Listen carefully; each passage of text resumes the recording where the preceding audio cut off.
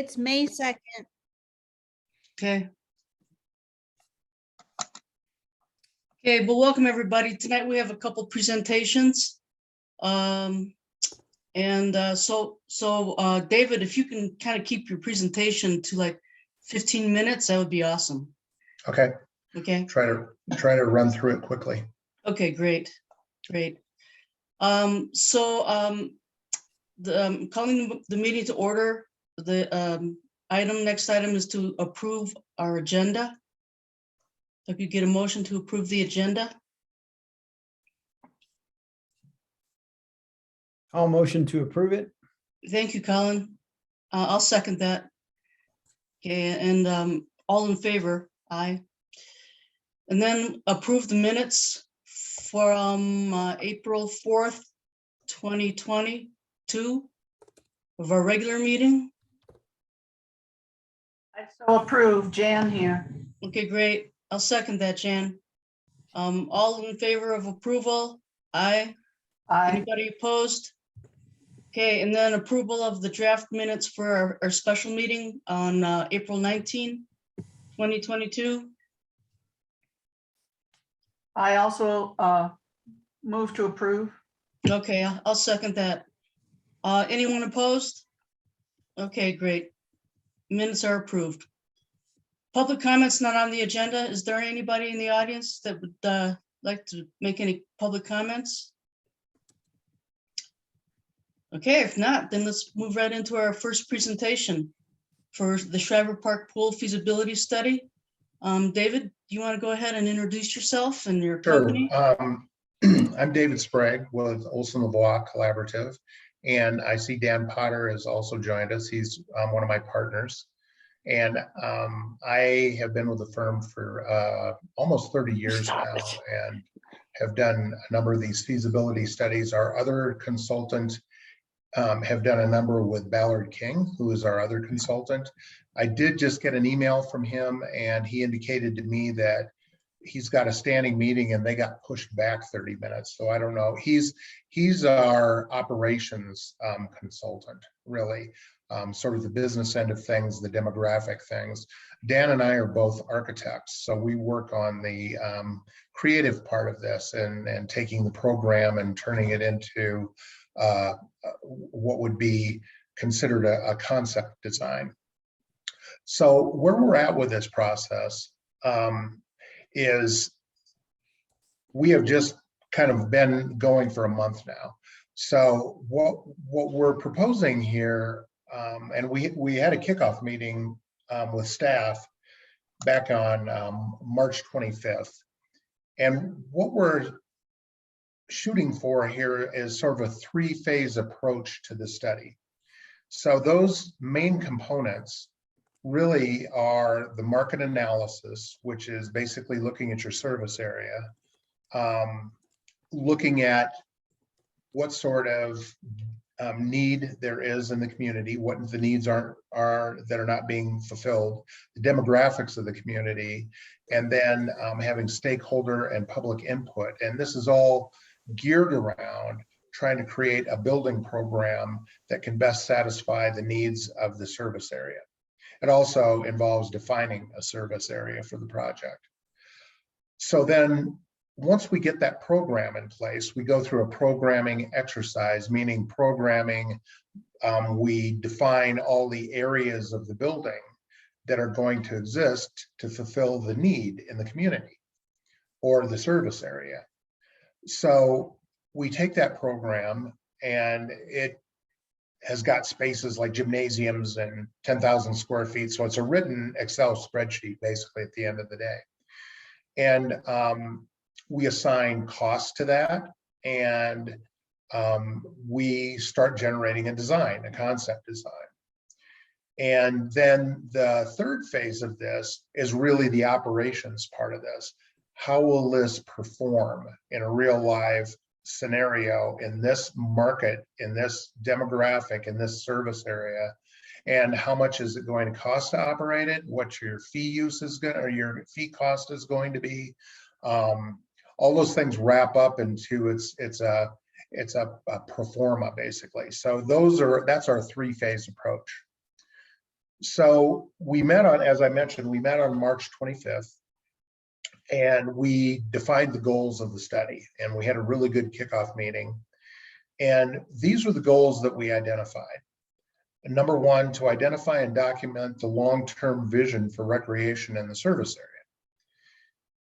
Also a part of this assignment, it's a multi-pronged assignment. There's an assessment of the existing facility with a plan on how to incrementally address the immediate needs for upgrades.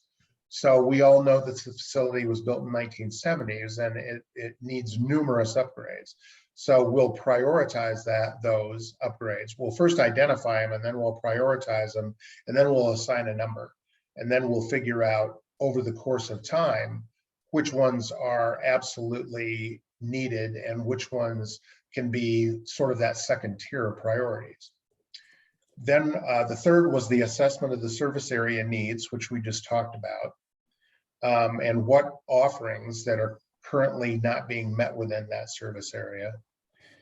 Predict how a newly constructed amenity or an added to amenity will respond to the needs and perform fiscally, basically that cost recovery picture. And then provide graphic architectural design solutions for alterations to the existing Shriver Park site that responds to the needs of the service area.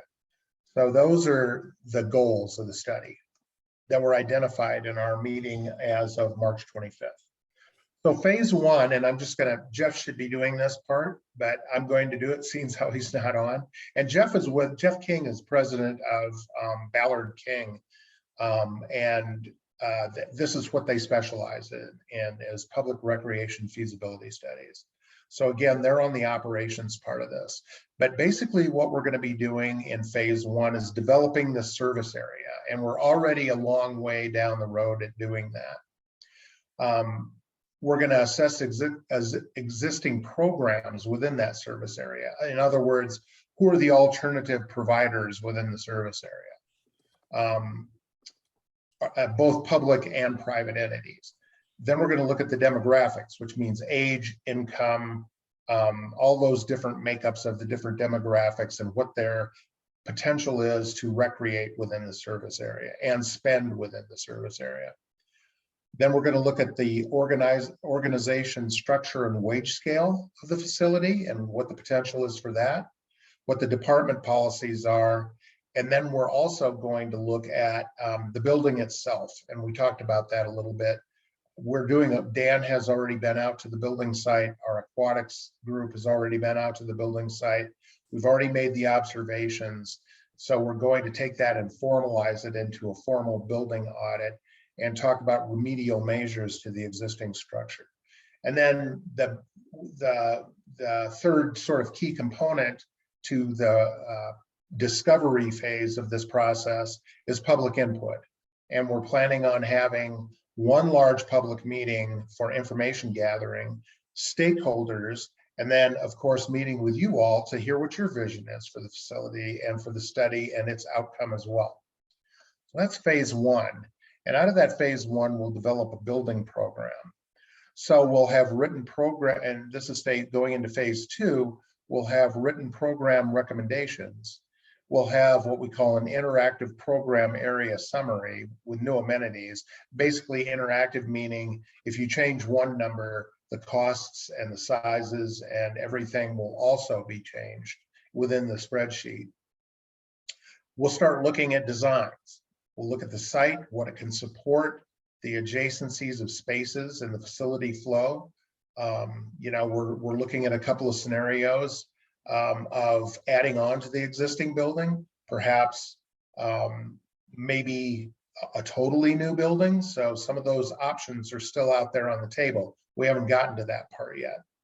And then phasing options, what could be built over the course of time if the building's going to be built incrementally. And then a capital improvement plan for the existing facility with those priorities that I mentioned before.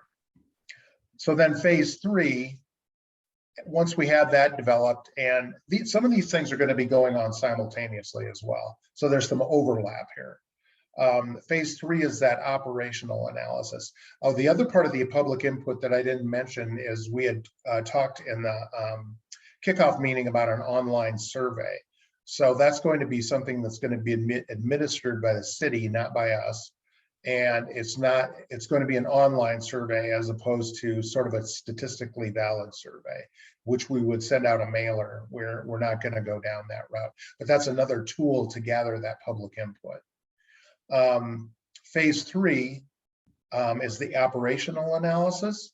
So once we get the floor plan in place, the concept design in place, the programming in place, we're going to start looking at the operations of the building and how it will perform, predict how it will perform from a fiscal standpoint.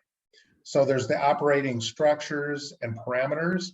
There's the fee structure. What's the tolerance for charging fees within the community, and what's fair and what's going to work for the community? Attendance estimates. How do we feel that the service area is going to react to this building with the offerings that it has? And then sort of the big picture is the anticipated cost recovery. So how much of that operating funds are we going to be able to predict that we're going to be able to cover at the end of the day? And then funding options. We're going to take a look at potential partners within the community. This isn't a big part of the study, but it's more of opportunities, I would say. Not a scientific analysis of, oh, this hospital is going to be able to participate X number of dollars and run these sort of programs through it. More just identifying those potential partners within the community. And then we're going to look at a sort of a hypothetical site. If it's determined that maybe the Shriver Park, and this would be in addition to what we would look at Shriver Park, what would be the land consumption requirements of a building based with this program and the parking needs on a hypothetical site as well. And then we take all that together and we wrap it up into a final report and we do a presentation. There's a number of meetings that occur during the path. We're going to have a second public meeting that's going to be informational in nature after our initial public meeting. So in a nutshell, those are pretty much the components and the flow of how these components work together through the process. And I think I did that in under 15 minutes. So the other part of this is we do have some questions for you all that, and we could probably start off with your questions first, if you have questions for us first. Does anybody have any questions for David and Jeff? Chris? I guess I'm curious about the key stakeholders. I'm thinking about the schools, are they being asked for input or to partner on this? We have stakeholder meetings set up for May 16th, I believe is the day. Is that correct, Skylar? 13th. 13th. 16th is the public meeting. That's right. 16th is a public meeting. So a list of stakeholders and user groups is being put together currently. And yeah, those Chris, meetings will happen on the 13th.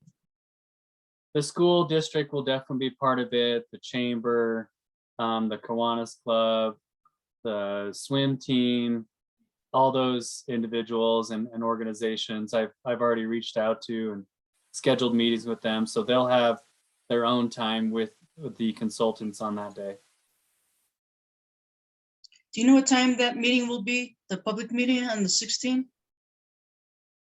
6 to 8 at Memorial Hall.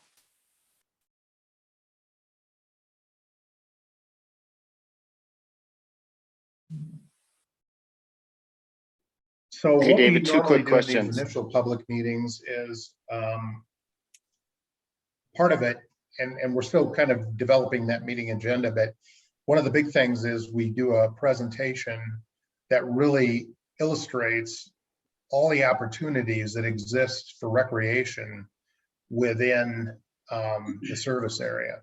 So we have a presentation that shows all kinds of things and how spaces can be used in a multi-purpose fashion. And of course, we open it up for open dialogue, and we get a sense of the priorities within that particular group that shows up at the meeting.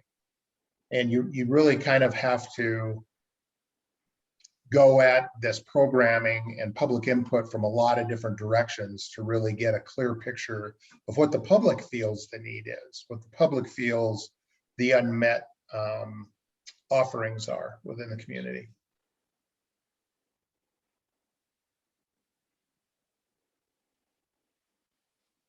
Okay, anybody else? Questions? Yep. Yeah, I've got two quick questions, Danu. Uh-huh. Is David, is there a typical timeline? And obviously I know that you can't say a specific, but with an operation like this, is this a 2-year, 3-year, 4-year? What does that typically look like? And then part two is that in terms of operations, do these type of rec centers typically operate at a deficit, or is it a break even, or how does that work? Well, I'm going to have to send a question back to you. Are you looking at what the time frame would be to open up a brand new facility? Okay. Well, once the funding is in place, that's kind of the big question. Once the funding is in place, which the funding mechanism is something that, we would talk about in the third phase of this. Let's just say that you miraculously come across a huge amount of money and you're able to fund this thing tomorrow. It would be about a 2.5-year process. You're going to be spending some more time programming and concept design. If you didn't have a site already picked, you'd have to go through that.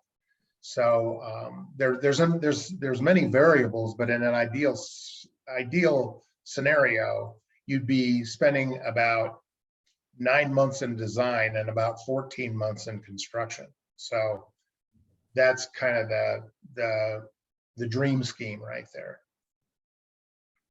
And Dave, that's one layer deeper than what we're doing as part of this process. We're just looking at the big picture. How can we reconfigure or look at the current facility and make those incremental changes? That's the most likely outcome from this. But while we have the experts under contract, we would like them to look at alternative sites and maybe see what the feasibility of that is, weigh the cost benefit versus working with the existing facility. But getting into the construction and the specifics, that's one layer deeper that we're probably not going to get out of this study. No, I understand. I'm just trying to get a sense of like a master plan and what that would look like. Yeah, this by no means gets into any sort of final design or construction documents or anything like that of that nature. This is a true look at what the need is in the community, what it's going to cost to meet that need, and how is it going to operate. So your second question was, it is more than typical for these facilities not to break even. So that's one of our questions, one of Jeff King's questions to the board is, and it probably doesn't need to be answered today, but what is the target for that cost recovery? Normally we'll look at it in a percentage sort of figure.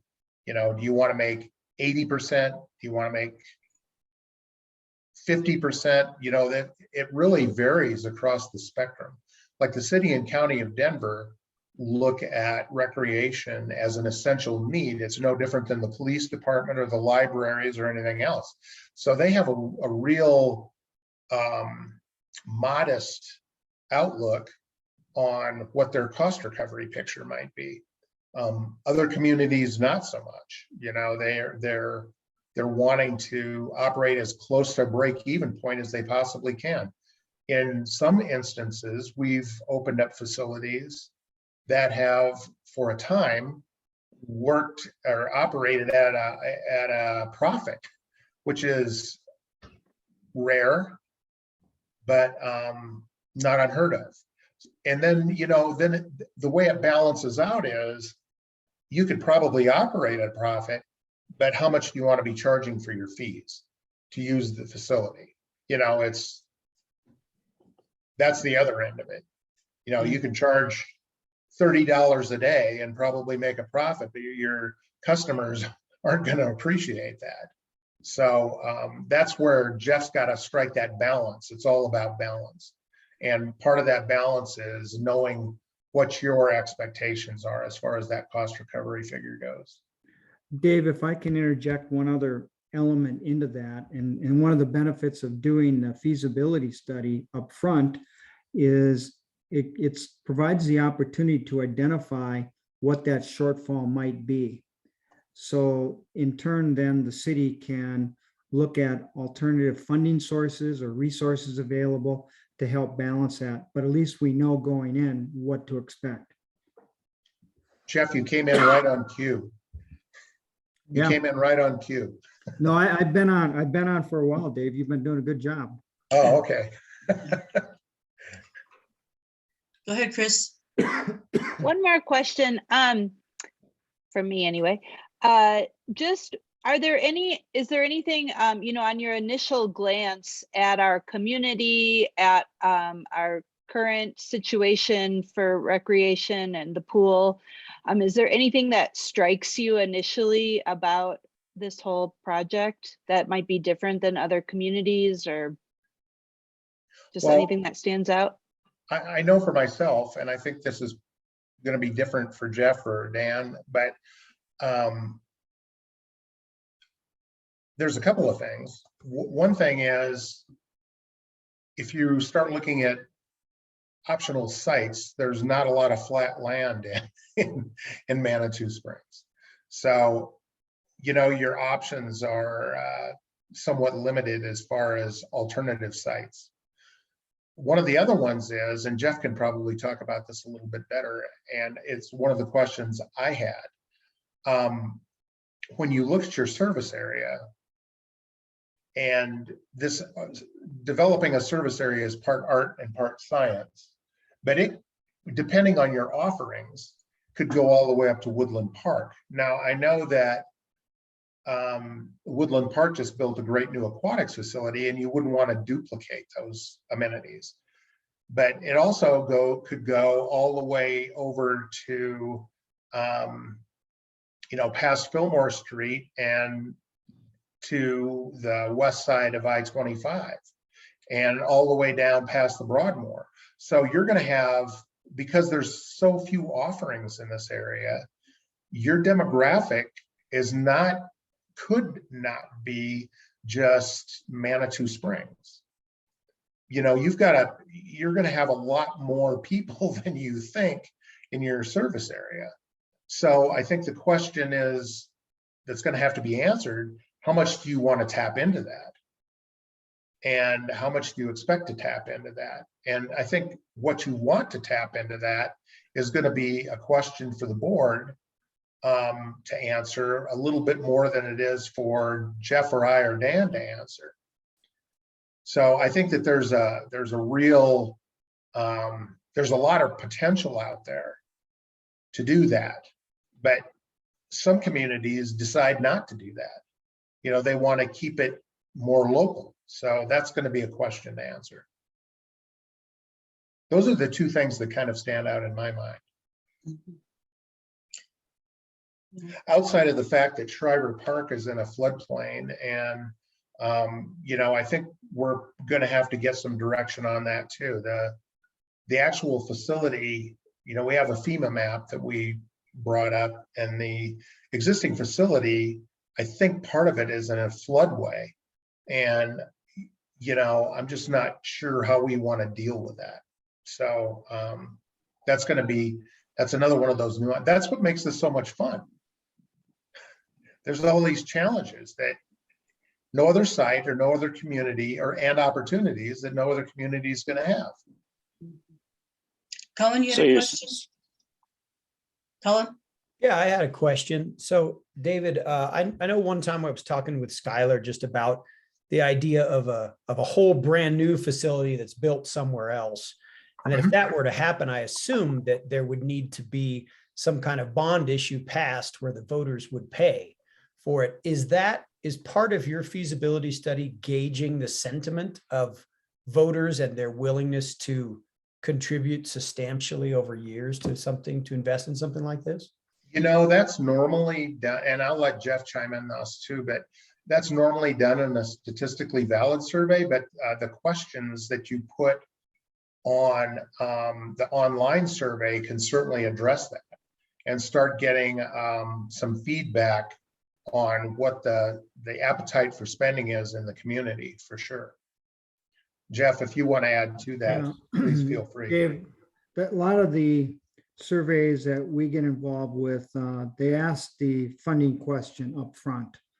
And it's a little bit nebulous in that what they're asking about is, would you support a tax initiative if the facility had the components you wanted? Well, now, that's about the best way you can ask that. We don't exactly know what the components are when you're doing the survey up front. So in some cases, it might be more applicable that as you go through this development process in the study and you have a clearer picture of what this facility is going to be, then you have something that you can go and ask the community about and what kind of support they would have. And certainly conducting a survey is a good means of doing that. I would also say that as you're looking towards doing that, we would actually recommend you consider forming a PAC, political action committee, to assist with that, because once the issue goes on the ballot or the language is submitted, as a board, you really can't say much about it because it's, it would be self-serving. But you can certainly have a group of interested and enthusiastic individuals in the community that could do the separate fundraising, and they could do all kinds of advertising for it and promotion for it, because typically the naysayers are going to be doing the same thing. So it's an opportunity to kind of be, I guess, proactive in that process instead of reactive, that I think would increase the likelihood of passage. That's probably more than you asked for. I apologize for that. No, that's helpful to know. Thank you. Okay, anybody else? David, when would you like to have more of an opinion or answers from our board in terms of the things that you just addressed? Or I don't know. Well, one of the questions that, and again, maybe we don't have time to define these things today, but of course we want to know what the board's sense is for what you believe the community is in need of as well. Okay. You're your own independent stakeholder group. So, we could certainly set up another Zoom meeting for that, specifically based around that. But that was another one of our group questions. What's the need in the community from your perspective? Mm-hmm. We have a subcommittee of PARB members who are part of your steering group. So I think in one of our regular PARB meetings, we can discuss this, and then Skylar or somebody from the steering committee can get back with you about, what our thoughts are or directions that we think would be best to go in. Yeah, that's a great way to do it. We normally, and that's a very typical way of getting the board's feedback on that, is you have sort of a representative setup where you have members that are sitting on the steering committee that are also on the board. So that's really helpful to have that sort of organization. So for now, I think that's a great approach. Okay. Well, and Danu, I did set aside during the stakeholder meetings on May 13th, we do have a slot for the steering committee only to meet with the consultants. So that'll be already scheduled. And maybe we look at the consultants coming back to all of para, maybe in July or something like that, maybe at the midway point. Yeah, we're going to have a number of meetings and lots of opportunities to talk to one another, and they don't have to all be face to face. So, we're going to be looking, as we go through this discovery phase, for example, we're going to be looking for feedback. When we start going through the design phase, we're going to be looking for feedback. So we're going to be in constant touch and looking for that feedback, and then adjusting the deliverables that we're putting forth at the time. So there's going to be lots of opportunities to get that steering committee involved with the process, and in a delivery feedback response from us sort of scenario, if that makes sense. Mhm. Yeah, okay, that sounds good. Thank you very much. Sure.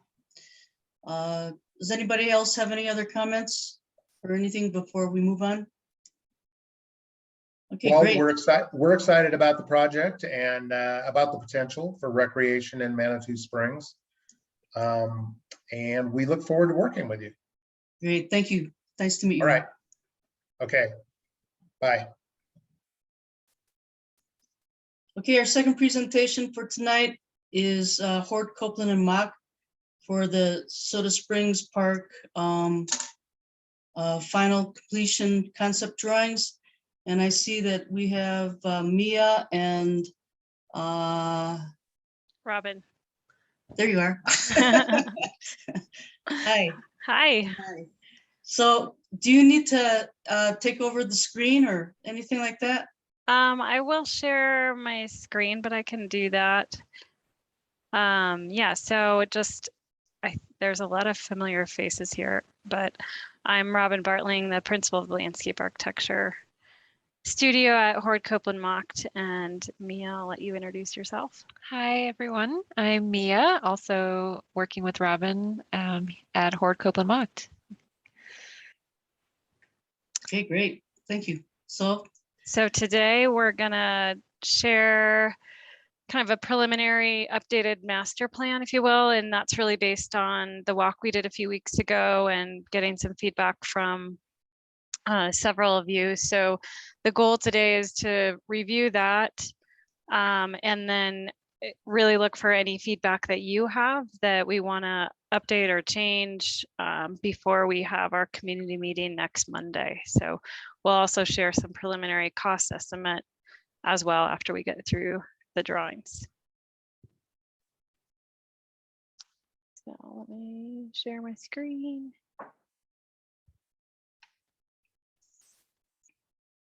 Okay, can everybody see my screen okay? All right. Okay, so just kind of zooming out, the first thing I'm gonna show is the overall site plan, and I'll be zooming into it as well.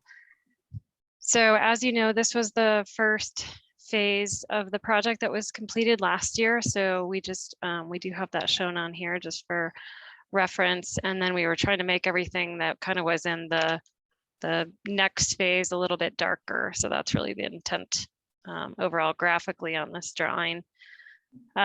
Just I'll basically kind of work from left to right and just identify some of the improvements that are proposed on this revised master plan. The first thing we have is we have that new turf lawn up here on the north end. And we talked about removing a section of the wall. That playground curb wall is pretty tall and raised here, and removing a portion of that that aligns with that replaced walk along here so that you'd have access through that from that walk over into the play area. So you can see that here, there's a little bit of new concrete. The wall would be removed in this section. And then we're showing it tied to this little step that goes up to Park Avenue. And there's an existing picnic table that would be replaced with a picnic table that you already have from one of your existing parks. And I can't remember, Danu, if that was in storage or if that was coming from the park, but replacing the existing picnic table with one that you already have. right. Yeah. There are a couple of play elements that are a little older and out of compliance for current safety requirements. And so we're identifying those. Anything you see with a number 6 on it are play pieces that would be replaced in this project. So we have a couple in this location.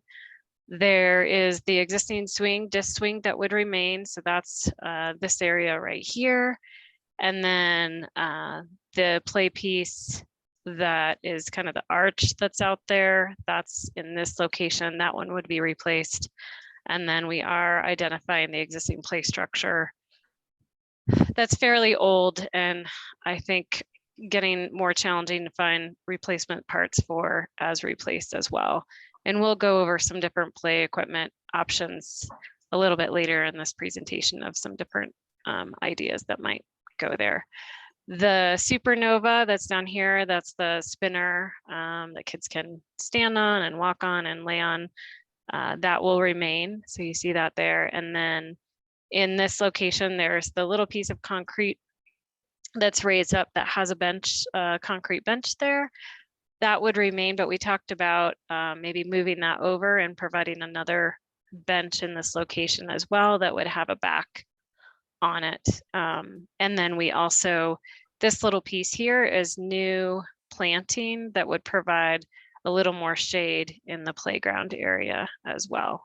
But it would be off to the side, so we're not blocking visibility towards the pavilion for events that happen in there. This area, so pretty much the turf as it is installed right now would remain the same extents. We do show concrete kind of edge that we would put there kind of to formalize that. And then the area where you have most of the events and tents and people sit would, we're proposing that it might have just add a little bit of layer of pressure fines to it. Probably not a whole profile, just because we don't want to excavate too much there, but just to kind of clean up that area a little bit. And then similar to what we have in the first phase here, we have the concrete edge, the little 6-inch wide edge, that's the integral color with crusher fines in the middle. That would extend from the plaza that we have at the end of the existing bridge over to past the pavilion and over to that second bridge down here. So that's what you see here with the number 4. And it would be the similar width to what we have up there and would just provide a nice accessible access over towards the pavilion. Let's see.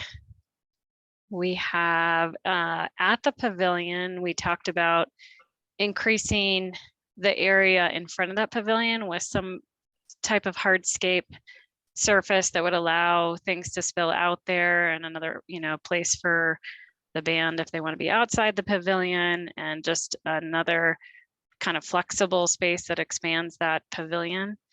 So that's what we're identifying here, and I'll show a couple different potential materials that we were looking at as well. And I know we discussed a couple on site. We looked at, currently this play area does not have ADA access, and I know we talked about that a little bit on site. So we studied the grades at this location, and this location, and found it would be due to, you can see these dash lines, these are the fall zones for that equipment. It would be difficult to get a ramp in there. And then we just have too much, it's kind of what we thought out there. It's just too hard because there's quite a bit of grade change to make the ramp work here. So what we're proposing is an accessible ramp, this walk, off of this walk and into the play area at this location. It would require a little bit, there's some of the small, there's a bigger boulder, I think back in here a little further, but there's a few smaller boulders that it would require kind of moving them off to the side a little bit, but we think we can make this ramp work in this location.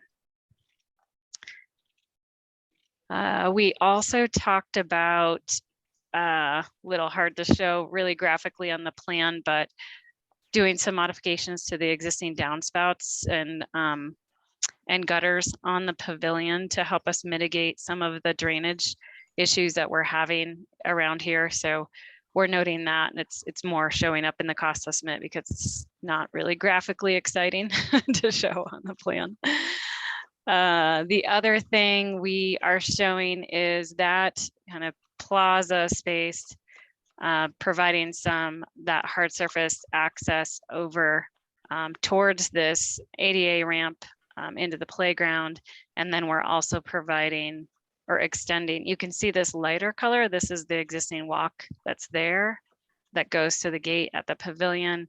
And we're showing that extending over to the paving at this location, which the goal is really to provide full ADA access from within the park over to the restroom building. So that we did look at the grades. It looks like we can make that work.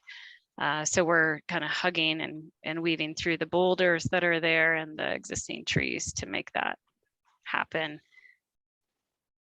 We know that the desire is still to keep this parking in this location for events. And so the goal for this walk is to really protect it. So you can kind of see we're showing some boulders along here to protect that, because we really want it to be able, people not to be parking here once we've made that improvement. So we really truly provide that accessibility. The other thing we are showing is that Crusher Fines path I mentioned goes over to the bridge. We also have it connecting along this area over to the flagstone path that exists, so that we would have pretty continuous connection again to a different side of the restroom, and then also across here. So we're trying to provide a little bit of separation of what's pedestrian versus where vehiculars are in this location. So the light gray is where there would be some, kind of informal parking. However, many cars can creatively get in there, which sounds like is mainly what happens right now.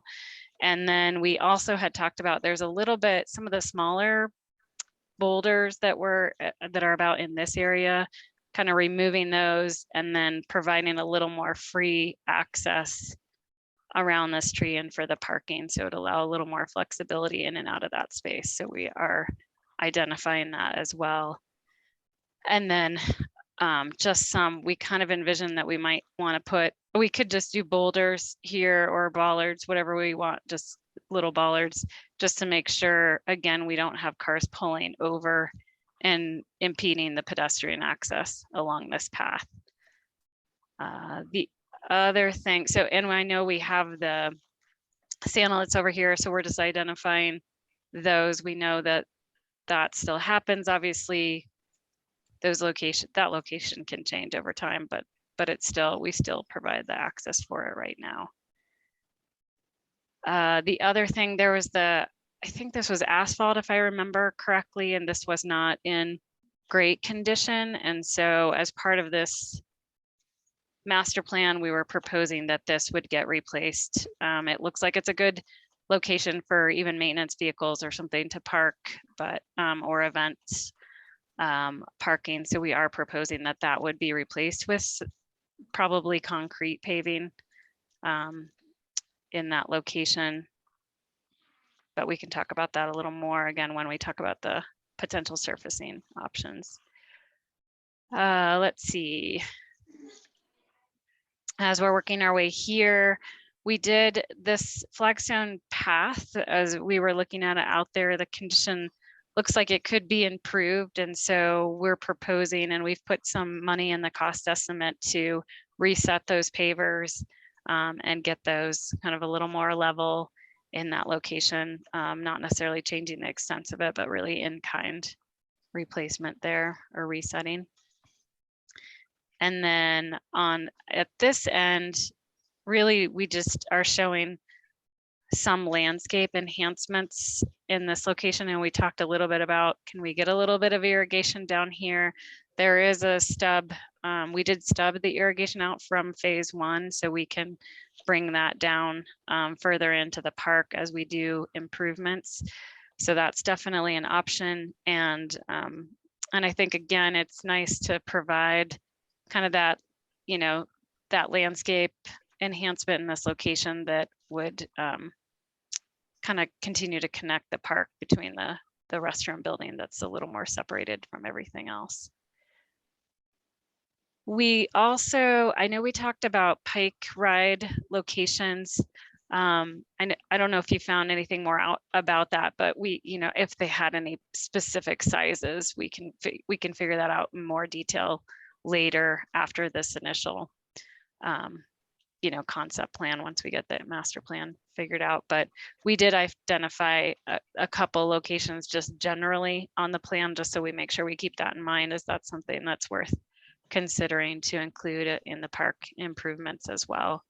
So we identified, I think it's number 30. So we had talked about one over in this location, and maybe even it could be over here. And I know we threw around over here, but I think we kind of threw that out at the end of that conversation of, we had talked about potentially converting a parking space with that, but felt like maybe that wasn't the best location in the end. So I kind of held it to these locations, but again, we can work through that more in kind of design development and construction drawings.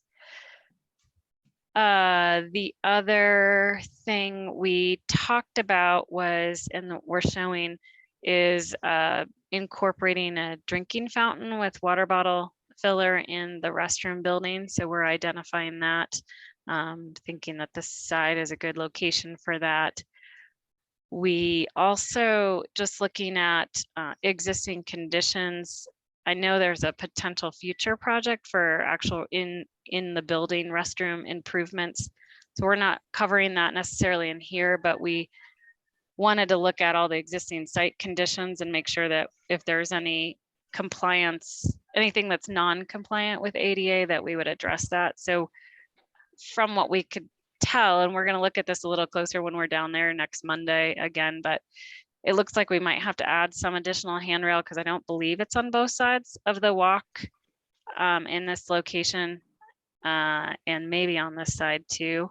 It looks like the slope of those paths are compliant, so it's just adding a little more handrail. So we did include that as well in this plan and in the cost estimate. Let's see. See if I missed anything. Mia, is there anything else that I missed? I think you got it all, Robin. Okay, so that was a lot of information, but before I was going to go on to talk about paving options. I know everything is a little bit, we're trying to keep everything pretty natural, and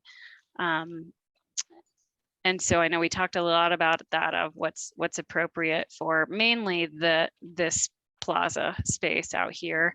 So I was going to talk about that a little bit, some options, but I wanted to see if there's any questions, and we can obviously come back to this plan, but or anything that we've missed, or anything you have at this moment.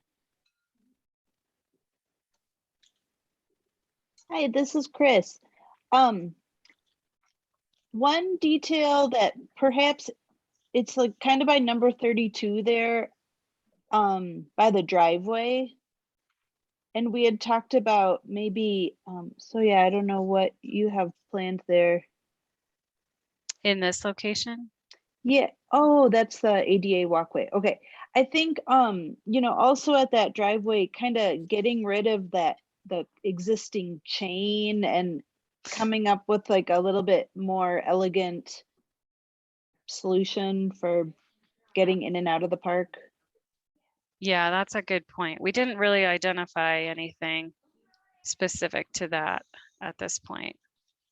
I think the chain is kind of dangerous, or I don't know. It Yeah. just, What I mean, we really could do something, because I believe, and this is a question for you. You really want to, you don't want this to be parked in unless it's open. That's why the chain's there. So another thing we could do is some sort of, you know, whether, I don't know if it's fencing that matches what we have elsewhere in the park, and then you have a bollard that, you know, so you have the width that would be open if cars and trucks when they do park there, but it's a removable bollard that just gets pulled out when events or whenever that needs to get used. That's another option that we could do there.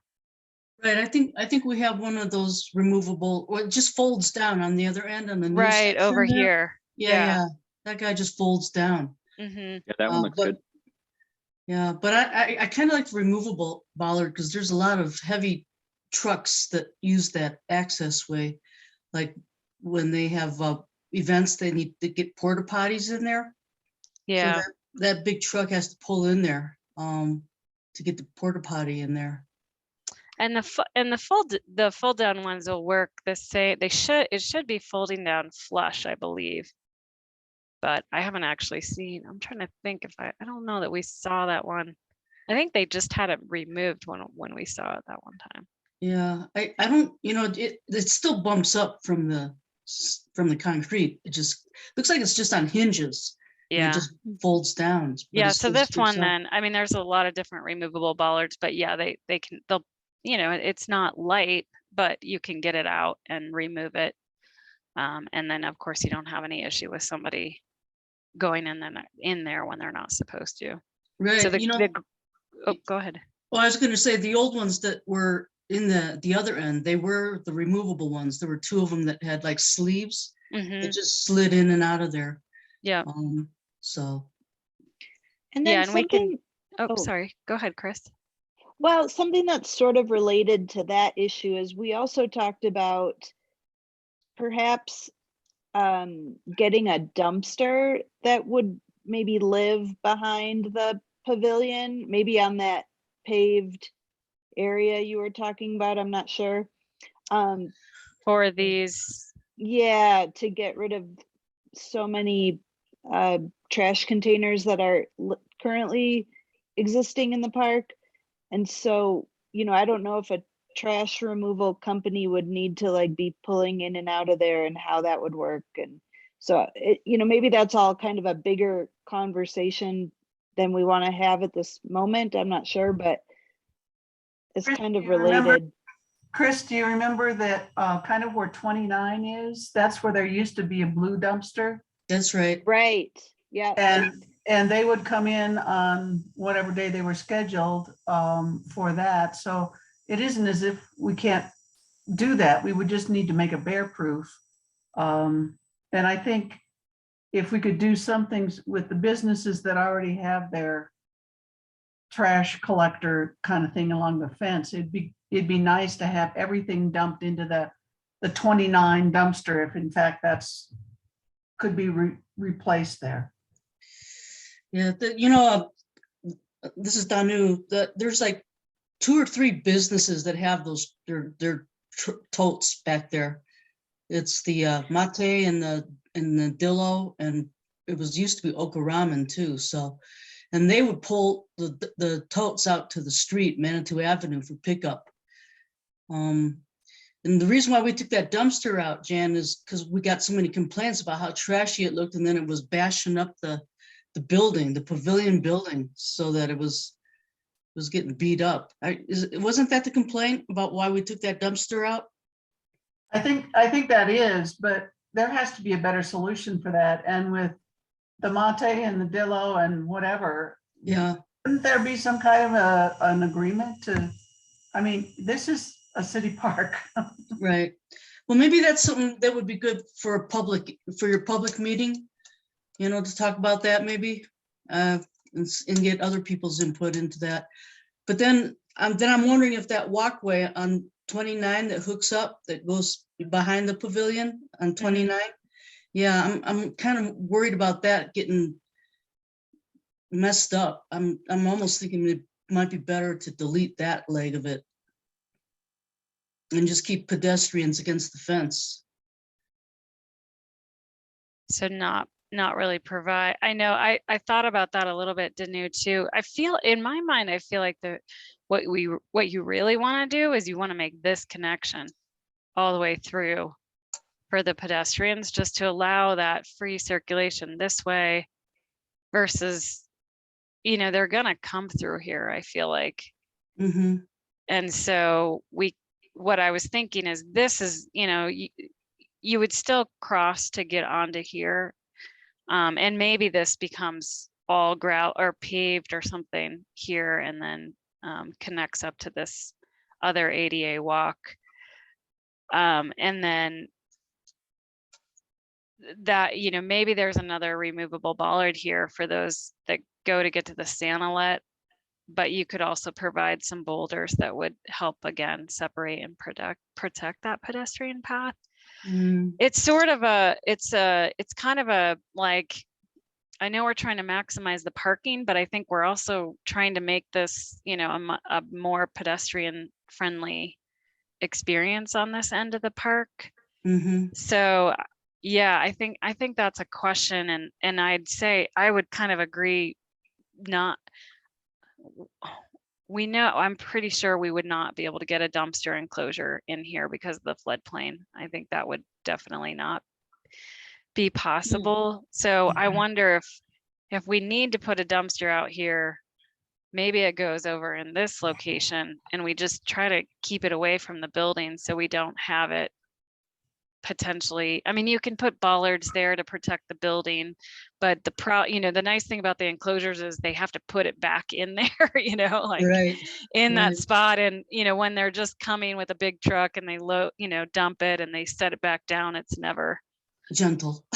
Yeah, it's never gentle and it's never perfect, but maybe at least if because now they're gonna have a little easier access over here. So maybe it can go over here and it's by the transformer. We'll obviously want to protect the transformer, which is why we have some bollards there, but that might be an option for the dumpster.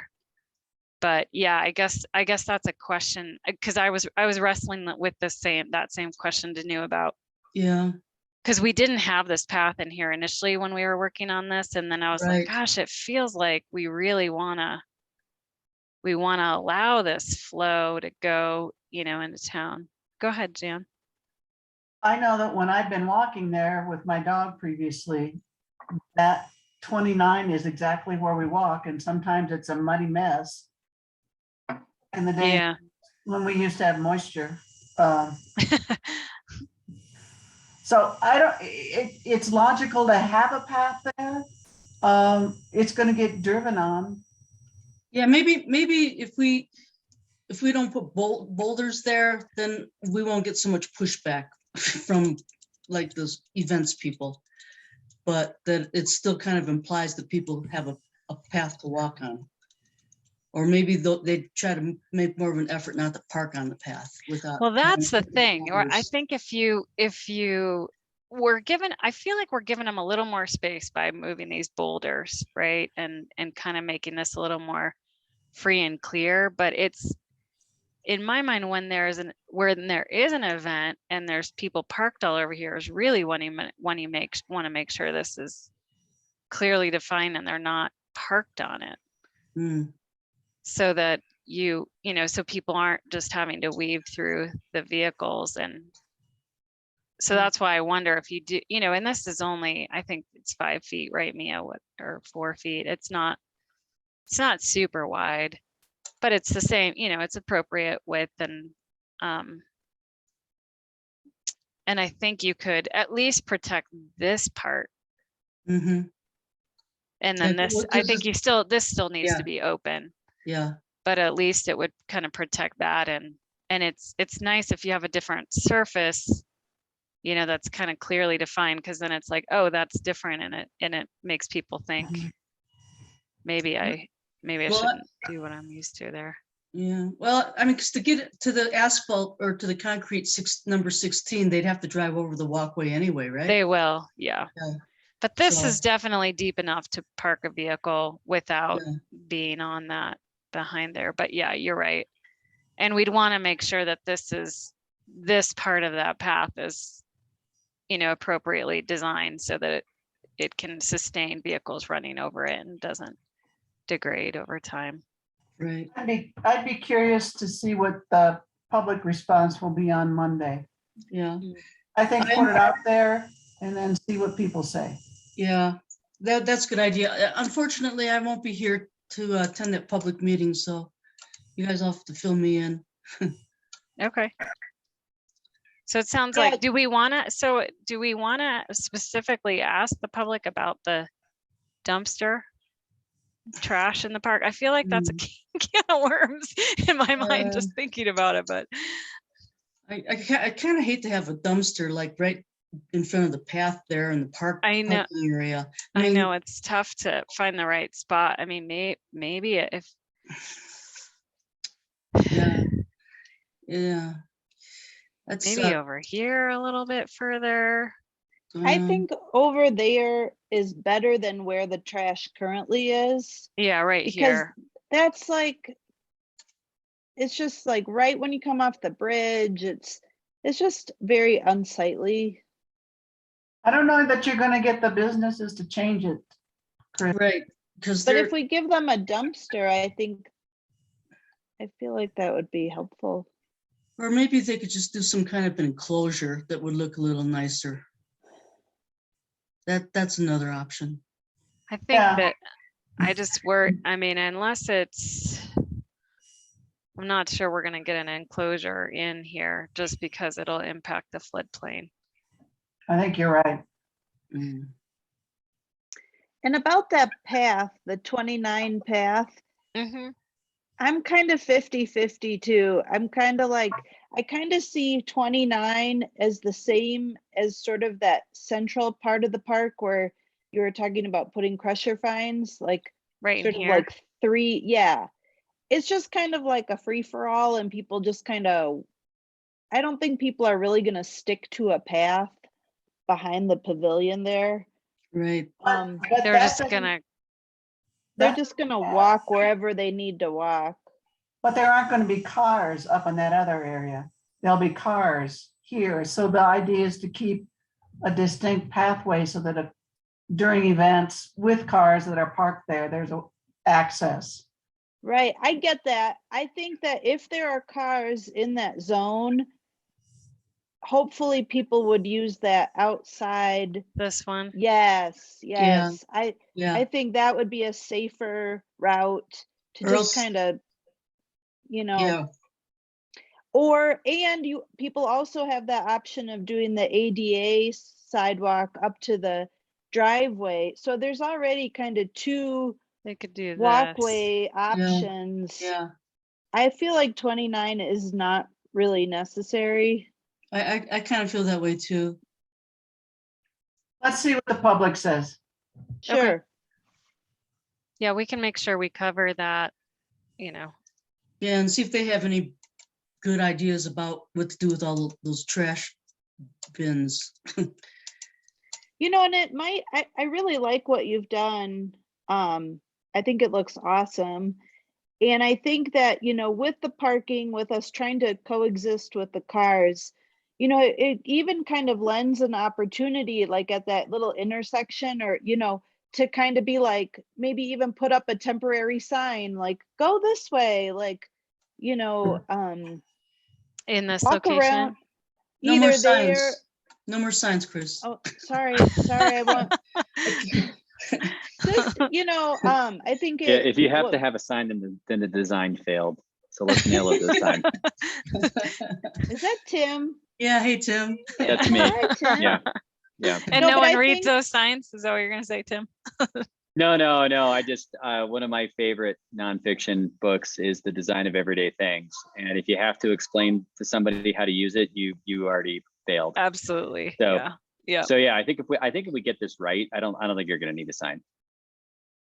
Yeah, and I think the big thing here is, you know, in, you know, full design is really making sure what we want to do is give the pedestrian the primary comfort zone. Like they know where they're going, they feel comfortable, and they don't feel like the pedestrian is secondary to what's happening here. So, and of course, in an event when there's a bunch of cars there, it's definitely going to feel different than daily when you don't have those cars there. But I think we can do this as a pretty nice improvement that'll make, you know, make this part of the park feel more connected to this one down here. And even just making this connection is going to help as well, because we don't have that right now. And I'm sure people walk there, but it's not really formalized. And if you're, you know, not as familiar with the park, you might not know exactly where you're walking or where you're going. Yeah. So Robin, you know, area number 8 is that's got that little planter wall around that planting area. That is the tree. Yeah, that's an existing tree and some of the bigger boulders that stay Yeah. in this location. So the big boulders in this location stay, and then that one, it basically comes across here. There's some of those smaller ones that we would Yeah, remove. that other firm put in there for flood mitigation, I think. I think that, yeah, that might Yeah. have been it. So that'll provide a little more access through here, and it shouldn't, it's a negligible, I think, on grading there that shouldn't really impact the floodplain Yeah. negatively. Okay. And then your number 6, when you were talking about the arch up there in the playground, Yeah, is that Chris's favorite, like teeter totter she can't stand? it is. I do. I mean, I have a picture. Mia, do you have? I should pull that picture up. I have a picture of you and Dole and Chris on that. Oh yeah, That's we're gonna fun. share that photo in a minute. Yeah. Hey, It's a- she made it back. She made it back to comment. It's a great picture for sure. Yeah, I And think that- we're that gonna thing install is- that at Chris's house, right? Is that where it's going? Oh, yeah, I think so. Yeah. Yeah. Yeah. And it broke, actually. It broke like 2 or 3 weeks ago. So it's Oh, it really? officially Yeah, no. broke. Oh Oh. no. Good one, Chris. Okay, so you want to talk about what different ideas for playground amenities that you were thinking of? Did you get Yeah. that far? Oh, I'm Yes. sorry. Do we have any other comments or questions about the basic design? Yeah, and if you think of any, we can certainly come back. Okay, I think you've done a great job, so. yeah. Robin, you. Thanks. So, And yeah. So the paths are all going to be crusher fines on the perimeter, right? Correct. These are all Yes. crusher fines, this kind of Yeah. dark brown that we're Nice. showing, and similar to what we did before, it does have that concrete edge to help contain the crusher fines. Okay. Oh, yeah, and you were going to talk about number 2. What? Yeah, I'm going to talk about number 2. So Yeah. we Justin, Mia, and I have been kind of trying to come up with great ideas that are Danu friendly. So we just wanted to show, you know, I think our biggest challenge in this area is it's in a floodplain, right? That's just, we want to think of things that can withstand when we do have flood events, you know, if and when those happen. So there's that consideration. And we know that drainage has been an issue at the pavilion, and we do think that we can mitigate that by some of the gutter, you know, replacing some of the gutters and downspouts and connecting that through an under drain over to the creek. So I think we can certainly help that situation. As far as paving, really what we think are the best couple options are either doing pavers, and there's a plethora of paver options. I know when I was on site, I threw out the idea of porous paving system, which typically is similar to pavers, but it has wider gaps between them and allows drainage through. When we thought about it a little more, the thing about the porous pavers is it goes down into a drainage system. You know, it really relies on the under drain system. So it's the water goes through, it goes through this a couple different layers of under drain system, and then it goes out, you know, would probably connect to the creek in this case. The issue is over time with flood events that typically have a fair amount of debris with those flood events, the silt and everything is likely to silt in the under drain system. And we were starting to think that it might not over time last and could fail. And then you're going to have all the issues that we don't want with the pavers of them heaving and everything. So what we were thinking, if we did pavers as an option, is more of a traditional paver, and there's a couple ways you can install pavers. You can install them on kind of a base course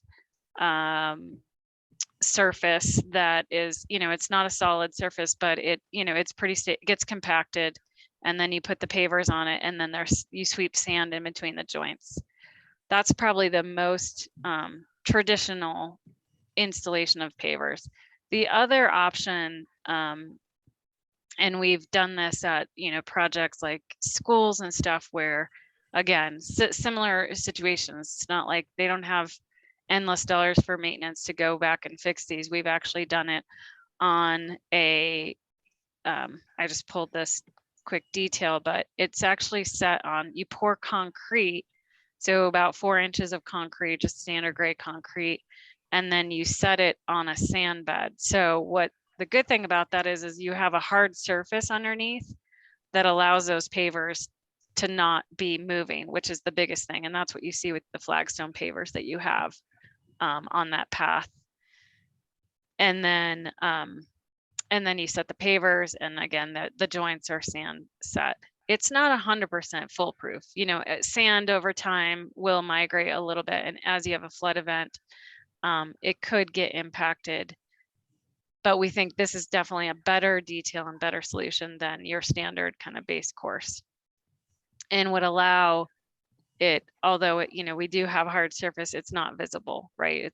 The concrete is not visible. You'd have a paver that you could use. And we just drew, there's literally so many options of pavers out there, and we would definitely work through probably getting samples and figuring out what would be the right solution for these during full design. But this gives you an idea. I mean, there are some that even look kind of irregular, like flagstone pavers, but these are actually made of concrete.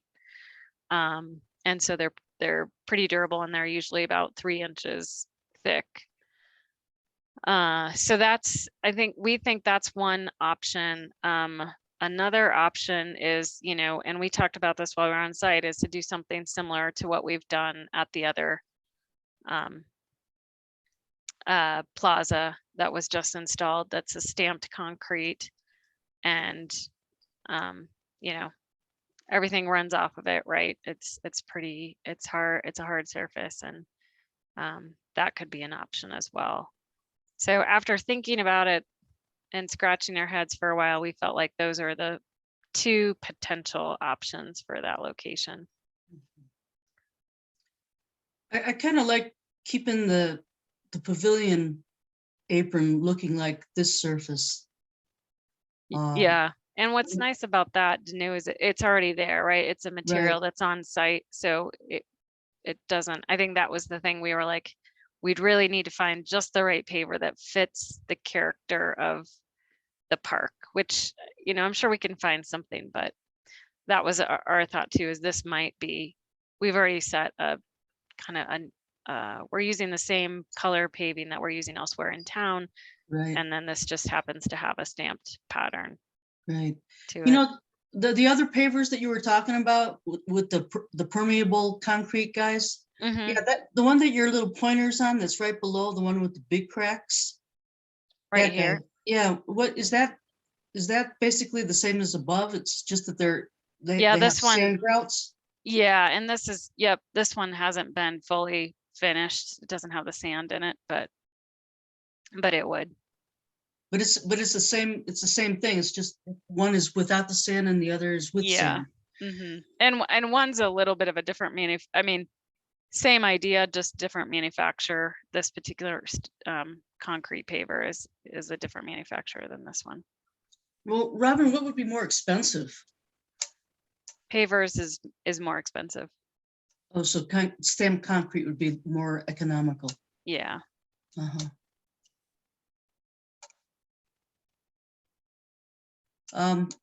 Okay. Does anybody want to weigh in on that? Opinions? Dave Crawford has his hand up. Okay. I can't see you guys, so just speak up. No worries. Yeah, actually, I raised it a while ago. I just had a question about we were talking about doing some sort of a garbage enclosure. Is there a possibility that we could take advantage of more natural and sort of like evergreens or something that's just beautifies that area, rather than if we don't have the possibility of doing some sort of enclosure, at least it would hide it more. Is that a possibility that wouldn't affect the floodplain? Not to go Yeah, backwards, sorry. absolutely. We could do some vegetative screening. Vegetative screening, that's what Yeah. I meant to say. Thanks for reading my mind. Yeah, we were thinking, And I I'm mean, all thumbs up on the stamped. I really do think that stamped concrete is the way to go. It's got a sharp look to it, and I think that really, kind of perked up the park quite a bit. So it looks great. nice. Yeah, I felt the same about that. That transformer is pretty large out there as well. It's, they always make you maintain some clearances around it for, Excel or whoever the energy company is. But that one too is pretty tight down there with how we want to get the path. And I was thinking it would be nice to get some landscaping too, again, to Mhm. separate that area. Yeah. Well, Robin, if we were going to do the stamped concrete for the apron of the pavilion, maybe we should do the stamped concrete for the driveway too, the parking area where that goes into the pavilion. For, Yeah, no, 816. oh, for here too. Yeah, we Yeah. could Yeah, then just it'll all make it consistent. yeah, tie in. Yeah.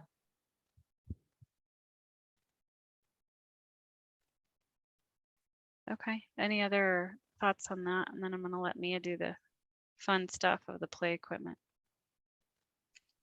Any other input on design, you guys? Speak up. I can't see you. Okay, I guess move on then. Mia? Okay. All All right. right. Robin, do you want to open up the existing photos really quick? Yeah, I love the shrooms. I do too. They're really cute.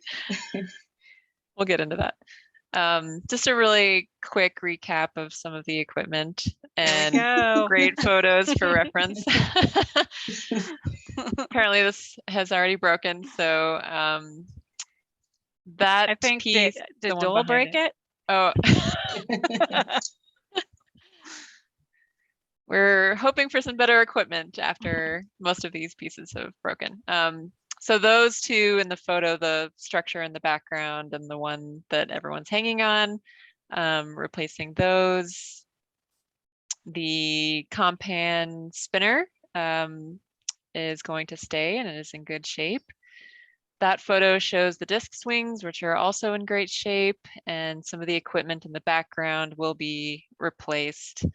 And just as a reminder, the phase 1 equipment had a lot of great equipment for older kids. And so this area is going to have a mixture and focus a little more towards the younger age group. But as intended for both areas, having features that are accessible for both age groups, both young and older kids and adults. And some of those photos, you can also see just a couple different angles of existing equipment and how the wall around the EWF is kind of working, and some of the just close-up photos around the pavilion and the accessible walk that Robin was talking about, going around the boulders and kind of making that a little more user-friendly. So if you want to hop over to, yep.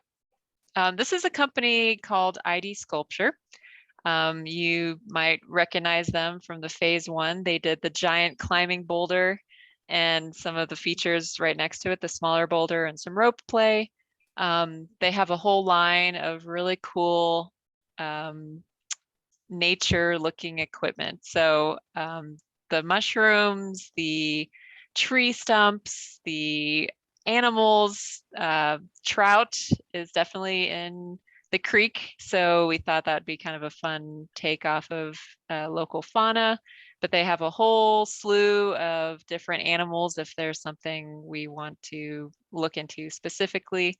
And what's really great about them is they do a great job of making things look very realistic, and it's not actual wood, so it won't degrade as quickly over time. So they're very durable, very I think they started out as a rock climbing company. Is that right, Robin? So they're well, at least the founders are climbers. yeah. So they're, when they design these, they're thinking of climbing routes and Yes. difficulties. So Yeah, so they're very creative, and these were just a small handful of ideas that we had for this area. If you go to the next slide, the equipment you just saw on that page, this is how we thought they could kind of be arranged on the site. So her cursor right now is pointing to the smaller home tree structure with a couple of the mushroom steppers, and then the trout fish climber. And then over on the right hand side, there's the bigger climbing structure. Oops, sorry. Bigger climbing structure of the wood and rope, and then a web climber and another mushroom. So kind of tying in the whole space together and keeping a nature theme, which kind of really fits in with this park and adds a little bit of a fun, creative element to it.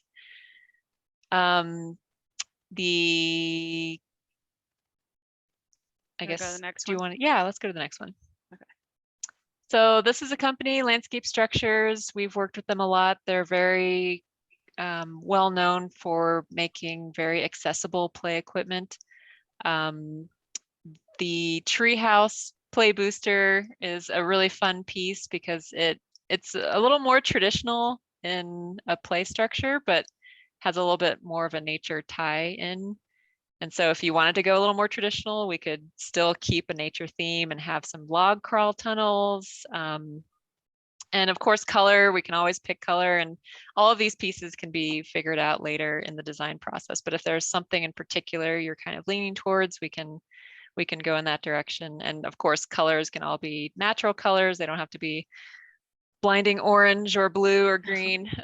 We can definitely make things look a little more cohesive. But the Revy wheel is great for kids to pile on, and it spins. The boogie board is really great for kids in wheelchairs to transfer out of, and it's almost like a wobbly balance play feature. And the saddle spinner, a kid can sit and someone can spin you around, which is a lot of fun. So lots of motion. And the next slide kind of shows how that would fit in the space. Larger structure being on the right-hand side with the crawl tunnel, and then some of the more spinning and wobbling features on the left-hand side. And next concept. So Nature's Instruments is really fun. They use actual wood, and almost every piece is kind of unique because they carve it from tree trunks, and they can get really creative with what you can do, and they come in different configurations, and we kind of work with them on the sizes of things. And the carved log chair is really cute, and it comes in different sizes, so you could have a little chair next to a bigger chair. The sideways tree climber, it's just how it looks. It's literally sort of a branched tree that they fixed to the ground. Wacky posts are really fun. You can have rope in between them. Log clusters are great for kids climbing on them. The log mash is also really fun. You could put a little tunnel in between. So they get really, you can go simple or complex with these. They can get really elaborate, or it's kind of interesting to see how they can use wood for all these really cool nature features. And then the next slide, you can kind of see how we were thinking. They don't have footprints really for us to put in CAD, so it would all kind of be coordinated later on in time. But roughly, we were thinking, smaller kids, play features on the left-hand side, and then maybe a mixture of 2 to 12 all age play features on the right-hand side. We can get really creative with those. And the next one. So this is one of my favorite companies. This is Earthscape, and they kind of are well known for custom designs, and they can get really creative. And they're all these pieces, you kind of see that climbing handholds on them. So they're not only really cool to look at, but you can climb on them, and kids can kind of climb through them, and they're really interactive, and you can get really creative and make something that is very, very unique to Soda Springs.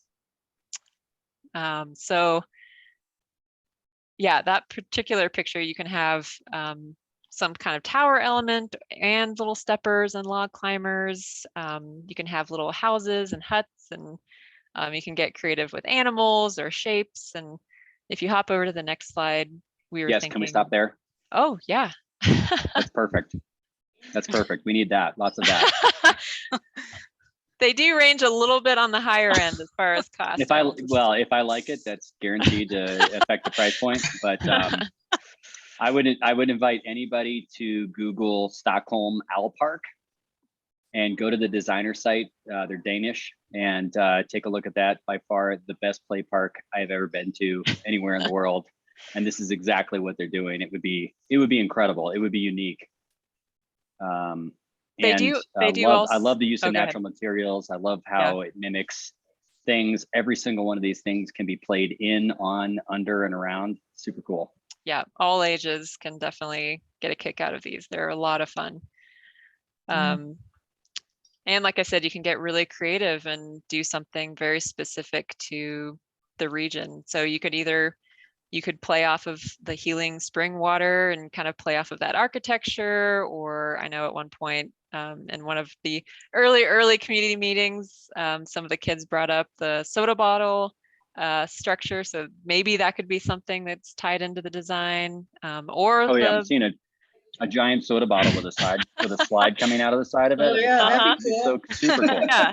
Yeah. Chris says yes. Tying into the history, or you could play into the local fauna of the area. You know, there's a lot of things you could do with it. So, and they do have a line of pre-designed features too, if the custom ends up being a little too out of our budget range, but we can definitely work with them, and it kind of ranges across the board as far as the total price. And maybe it's one custom structure and we mix it with something else, and we can get into the details of it later. And the whole area doesn't have to be all custom.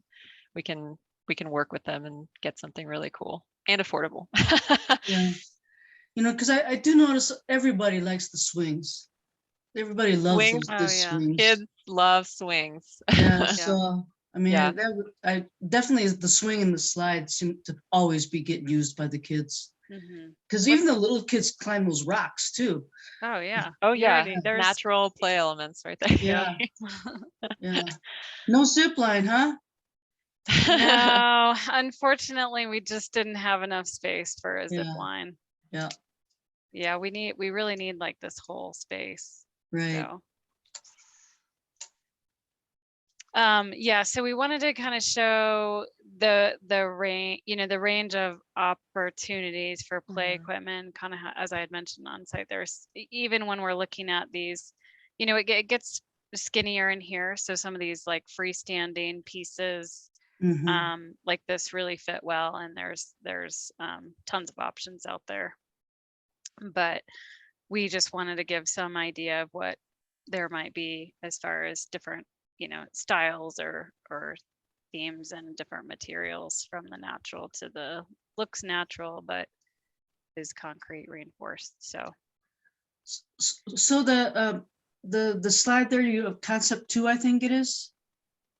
The little things that kind of spin around the Revy wheel. mhm. So 2 kids can sit on that and spin around on that. I think it's three I think kids, it's 3 kids. Mhm. and Uh-huh. usually they'll pile more than that on these things. Yeah. but yeah. Yeah, and this spins. There's another one. They have another one that's kind of the same idea, but it rocks. So it kind of tips back and forth.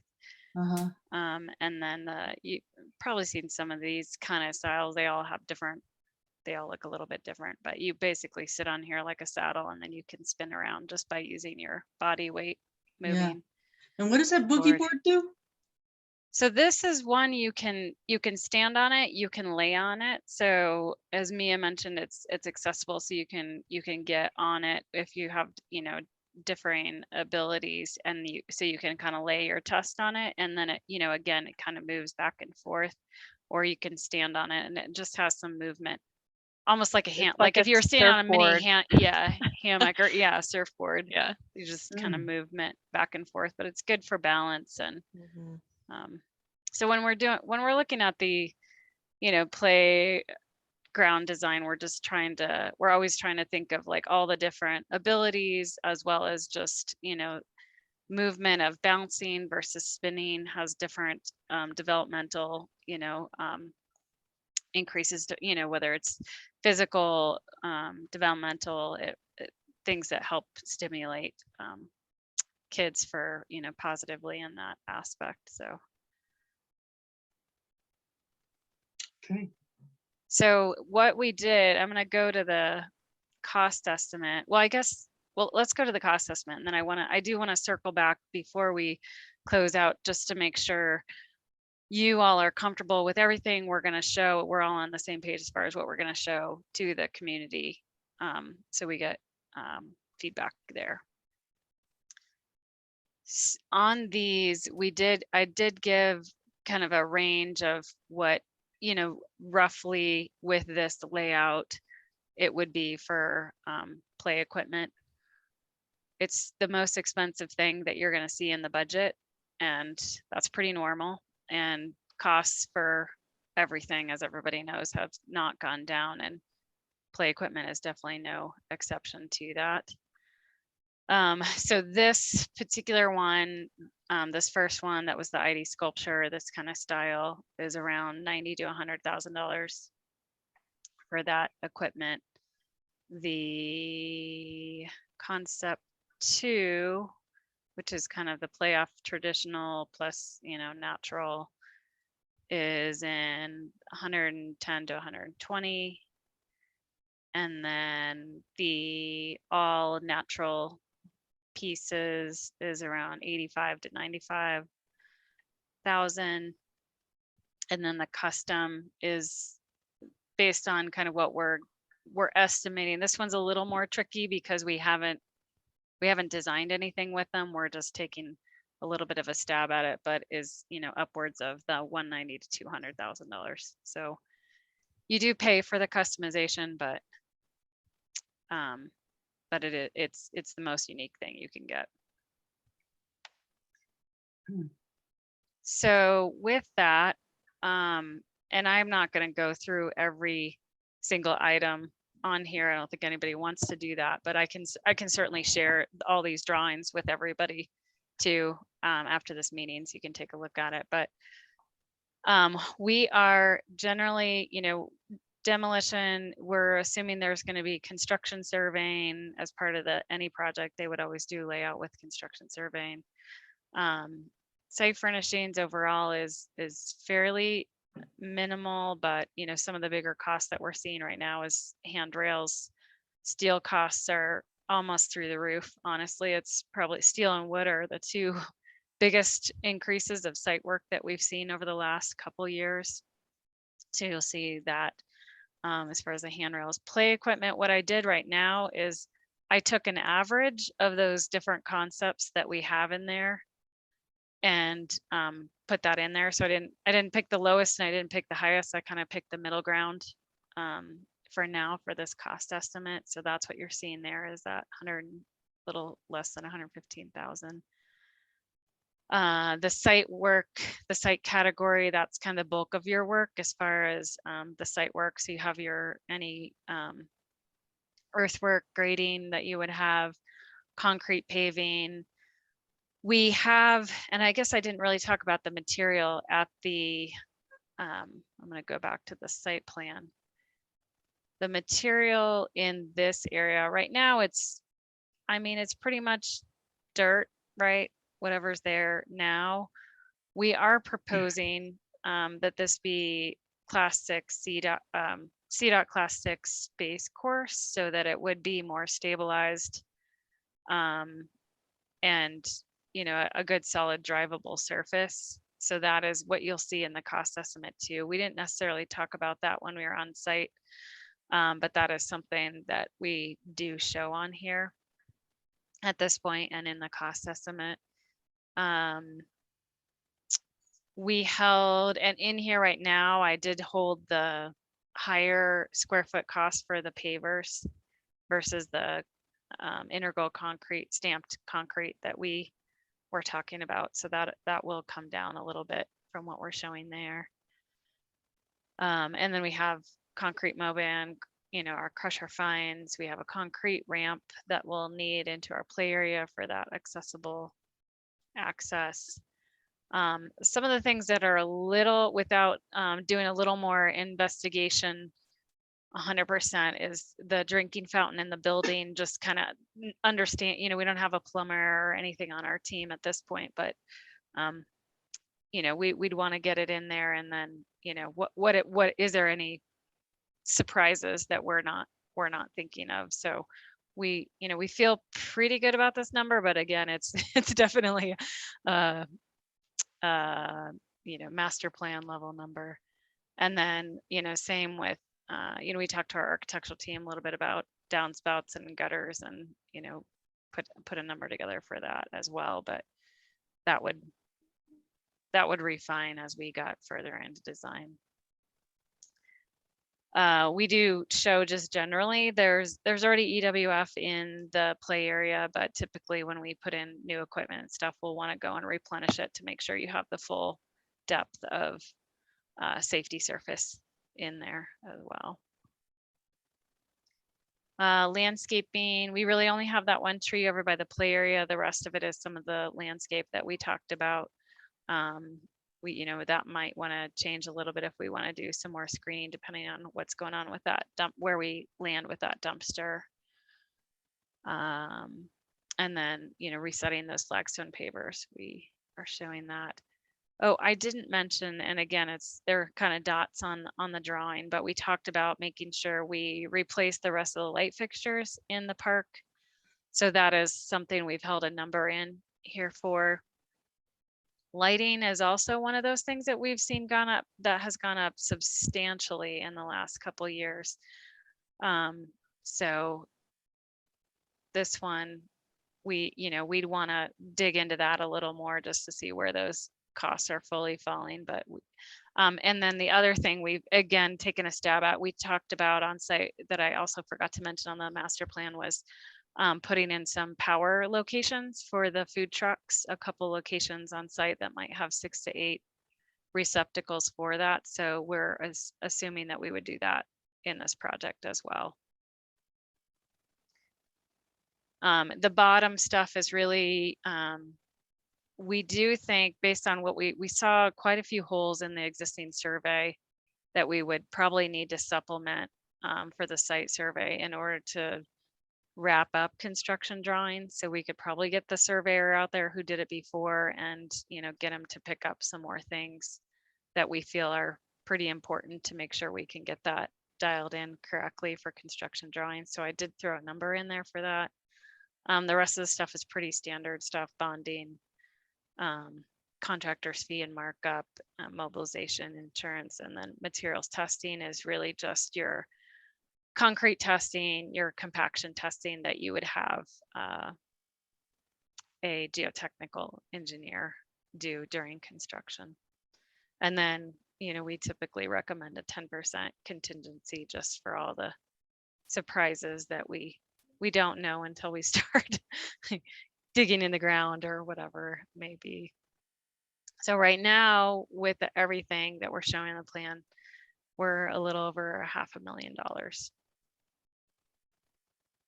which is, I know, is more than you currently have budgeted right now. But again, you know, those are things that we can look at. Like if we want to pick off a $150,000 project, you know, we can work with you to figure out what do we do to do that.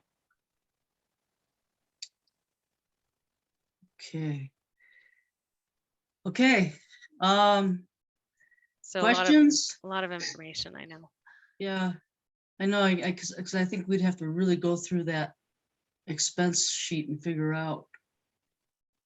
I mean, and it's something we could ask too, even at the community meeting is, you know, what are your feelings about this? And what do you see are the priorities? Like what would make you the happiest if, you know, if we were to, you know, bite off that next project, what would you see as the biggest benefit to Yeah, you as a community member to gauge their thoughts on that? yeah, that would be good. That would be a good thing to ask and get their thoughts and all that. Because what, Skylar, I think we had 250 in the budget, right? Yeah, 250 right now, but we also have some set aside next year's CIP. So we're in the ballpark with this. Plus, I'm planning on going after another GoCo grant Great. to stretch it further. So I think we're in the ballpark of where we need to be. Yeah, and we can, Skylar, you might have some other numbers. We've been getting some bids in lately that, you know, they're not cheap, that's for sure. So we've seen costs go up substantially already this year. So we were trying to be pretty conservative in here, using some of those most current bids that we've been getting in. We also, it's it's anybody's guess what's going to happen in 3 months from now. We have no idea either. We hope that we see some of these material costs and labor challenges equalize a little bit, but no one knows what that's going to look like. Yeah. We're even just struggling getting, on some of the smaller projects, just getting people to bid on them has been even a challenge for us as well. So it's definitely and I think if that's one of the things too, and we kind of strategized that a little bit for the first phase was getting, and that might be a little bit of what you do with this is strategize when you want to target getting a project out, because contractors, that what we found is their backlog work is pretty substantial. And so, when you used to be able to bid something in February for summer work, they already were booked out. And so just hitting like, when do we want to have this project hit the street for bidding, knowing that it's small, that we have the best opportunity to get as much interest as possible. So. I guess find out from the public, from mothers, parents, what kind of Play equipment. Yeah. Get some input from them about that too. Okay. Are you comfortable showing all those different styles of equipment, or is there any that we want to narrow down, or any thoughts on that? Thoughts, anybody? I had a concern about the wooden one, just because Okay. vandalism, graffiti is such a concern in that area. Sure. Does it come with a sealant or something that we can wipe off, or is it just wood? It does not. Yeah. Okay. I mean, this particular company does secure, true hardwood trees that they use. That being said, it's still wood, it's definitely carvable. There's no doubt about it. But it is more durable than, pines or something that we might get in some cases. So, so yeah, we can certainly pull that one out, Skylar. We understand that. And we had that discussion in phase 1, and we were like, you can do natural. It's just, all the, there is more maintenance and that potential for vandalism. Yeah, I really like the idea. I just don't think that is the right park for it. Okay. Maybe we look at Fields Park or Shriver. Unless anyone else on the board feels strongly, I would probably remove that option. Okay. I'm with you on that, Skylar. I'm not even sure with Fields that there's just been too much vandalism there too. Even Shriver. So I think it's just as what's happening. I'm picturing something like this as a nature play park along the creek at Fields. So that'll be further down the road, but yeah, I think we can look at this at a different park maybe. Sounds good. Yep, we'll take that out. So we'll show the 3 other concepts. Yeah, and I'm not so sure about the first concept either. I want a little bit more interaction, although, you know, the little climbing thing with the ropey thing, but I'm kind of into movement stuff. The kids can get some movement going, or this, you know, even the traditional slide and some Mhm. kind of swing or something.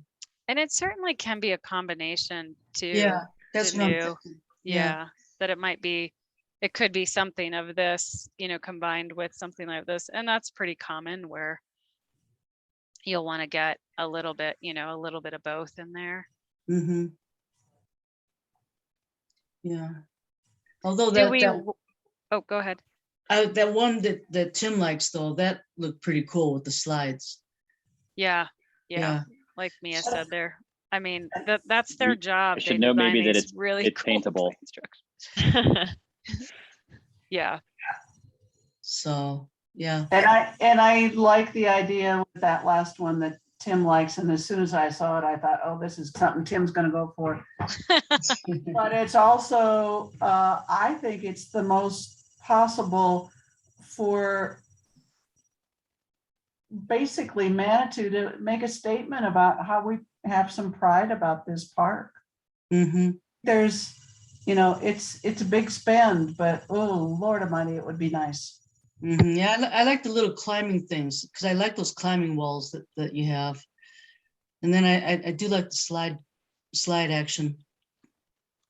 So that I is like pretty this cool. one too. I think that sort of rocket or tower looking thing, that could easily be, no, the one down on the bottom Oh, right picture. here. Yeah, that could easily be like a Soda Springs soda bottle with a slide coming off of it or something, and then we could meet those, like you were saying, those other ideas that the community had. That could be super cool. Right. So we can get, and we can, maybe what we'll do, Mia, I do think maybe we'll throw, especially on, something like this, but we might throw a couple other images of potential like freestanding components just to give again them some ideas of what's out there. But when we're meeting with the public, will definitely share, it's not tell us kind of what your favorite is, but what do you like? We try to pry out of them, what do you like? What do Mhm. you want to see? We'll make notes on the plans of, other things. What we've done on other parks too, we'll have a board that's like just blank basically, and at the top it says, what are we missing? What else should we consider? So they can just write on there. So it's not just, it gives them a little more free mind to kind of talk about what else we might want to consider. Yeah, sounds good. Okay. Okay. Sounds good. So we'll plan on having the site plan. We'll have these playground concepts. And do we want for the community, are we sharing anything about costs, or is it we're keeping it more at the board level as far as costs? Well, probably at board level unless somebody asks, Okay. because I guess we're just trying to get input for ideas and opinions and thoughts and direction, I guess. Right. Okay. I agree. I have a question about the public meeting. What if somebody asks, like, what happened to the water feature? Anyway, I won't be there, so I guess it doesn't matter, but that question could come up. What was the question? My computer froze on me. Oh, just if somebody asks what happened to the water feature. It evolved. Sure, okay. Cost was maybe a factor, whatever. Cost is a factor. Yeah. I think too, some of the challenges of having water within a floodplain that's kind of interactive is also poses its own health challenges. Mm-hmm. Yeah. We can also say that a main feature of the first phase was creek access and encourage water play in that way. So we kind of accomplished that already. Yeah. I like it. Okay. I love it. Sounds Thank good. you. Yeah, thanks for all your feedback. We'll see whoever's there on next Monday. I put it in All About Manitou. So hopefully Rick Hudson will see it. Actually, Rick Hudson approved it, so. All right, Okay, great. Great Thank job, you. Robin and Mia. Appreciate it. thank you, Yep, thank no you. problem. All right, Thank have you, a good Thank guys. night. you. Excellent. All right. Excellent bye. job. Thanks. Thanks. Okay. All So right, Danu, Yeah. before we move on, yeah, who is planning on being there on Mondays? Because I really do think we need to have a good showing of people. I hope so too. I really don't know though. How about we take a poll right now? I plan to be there. Well, I'd be there except for I'm going out of town Monday. I know. Yeah. Anyone I else? don't know. Chris, you gonna be there? Oh wait. I can maybe get there after work, like at 7. Oh yeah, It's you have to work. kind of How a about- maybe. Yeah. Dave, Colin, Tim? Yeah, no, I have a concert at the university that night, so I'm not going to be able to make it either. Is it 6 to 8 o'clock? Is that the time? Yeah. Okay. At the pavilion, right? Mm. But it's open house style, so Yeah. you can kind of pop in and leave when you can. But I know it's a tough time frame for a lot of people. Yeah. This is at the Memorial Hall, right? No, Soda Soda Springs. Springs Pavilion, Okay. Woodford That's Pavilion. what I thought. When you said pop in, I thought, oh, is it gonna be, never mind. Yeah, so. Okay, anything else, folks, before we move on? Okay, our next item 6 is our reports for Parab. James O'Hara, did I meet you the other night? Are you Mary Ruth Stamp? Are you folks with part of the 183 Crystal Park Road land dedication update? James is a seasonal worker for us. He just started a week or two ago. Oh, okay. And Mary And I- Stamp? Yeah, it's Dale Stamp. Oh, Dale Stamp. Oh, Dale Stamp. Hey, come on board, Dale.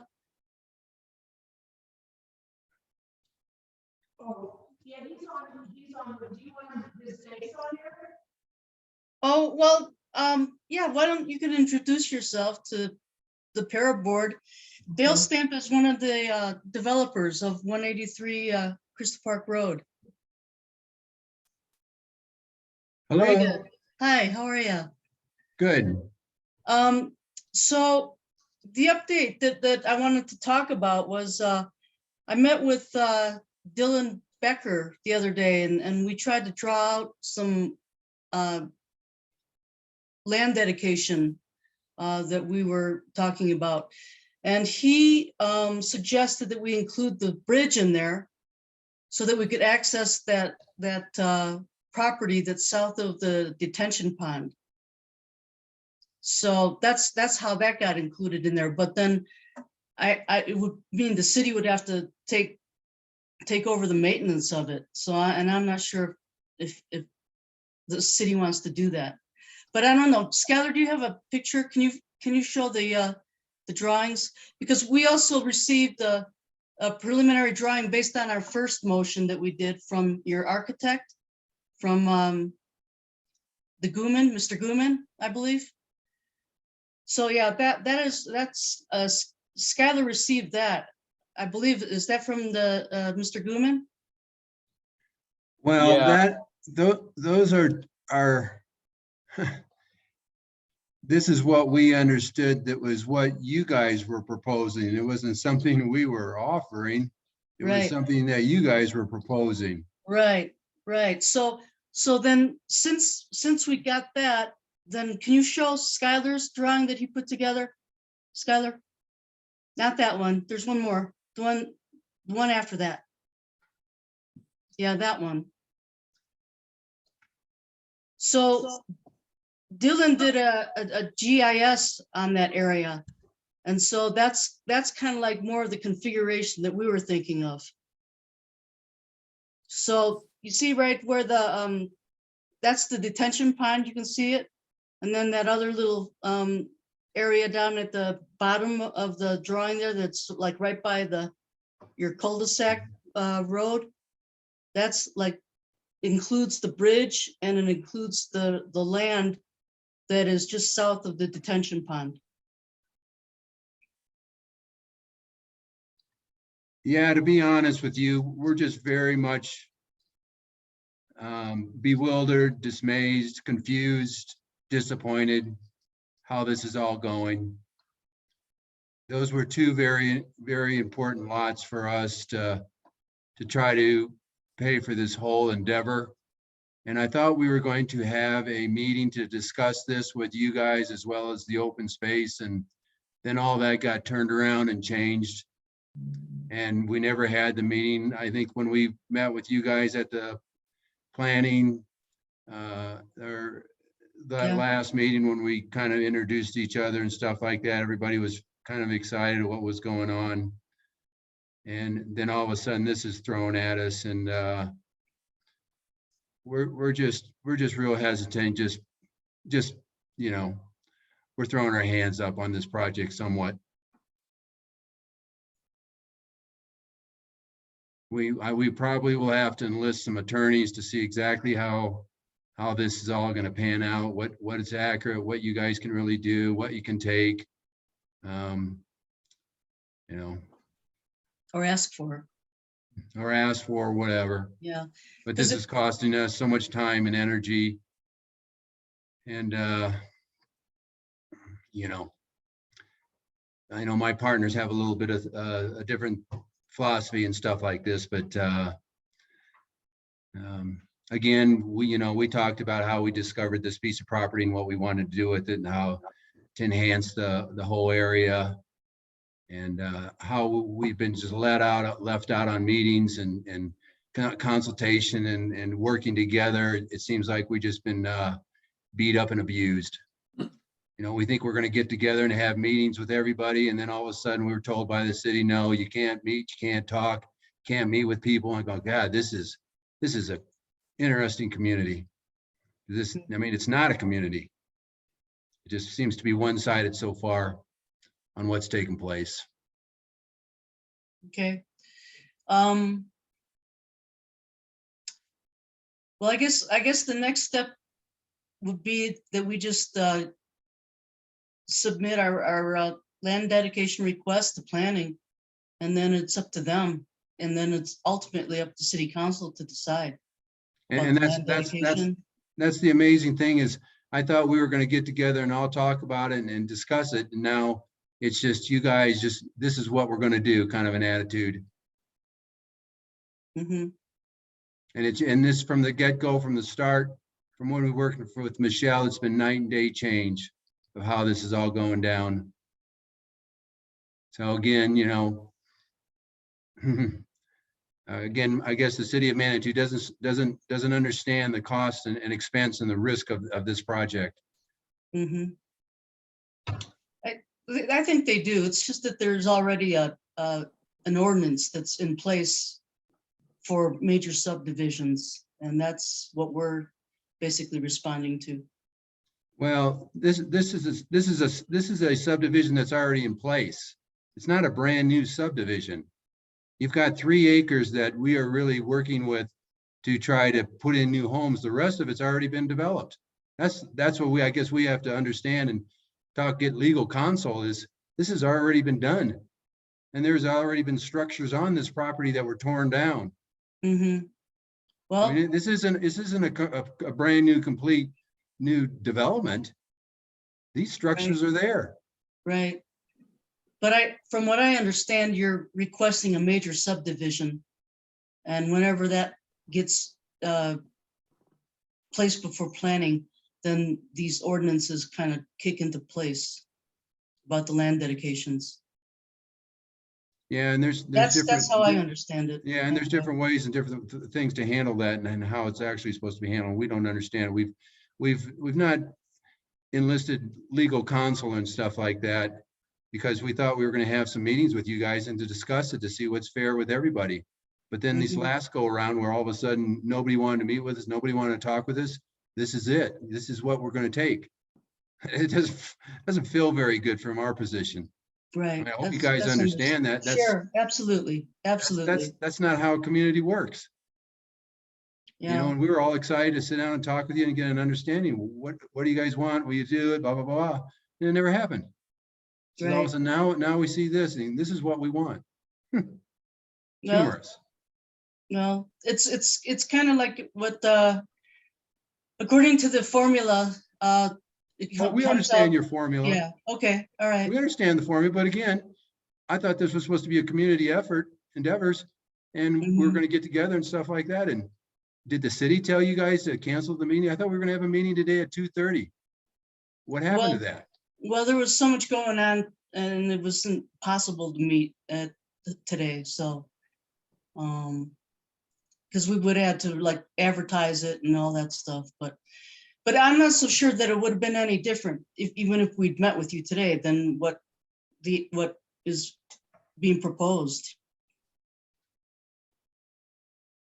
And you're probably right, but it'd just been nice to had a mutual effort to understand and why you wanted these two lots and why this and that and stuff like that, and taking control of the bridge.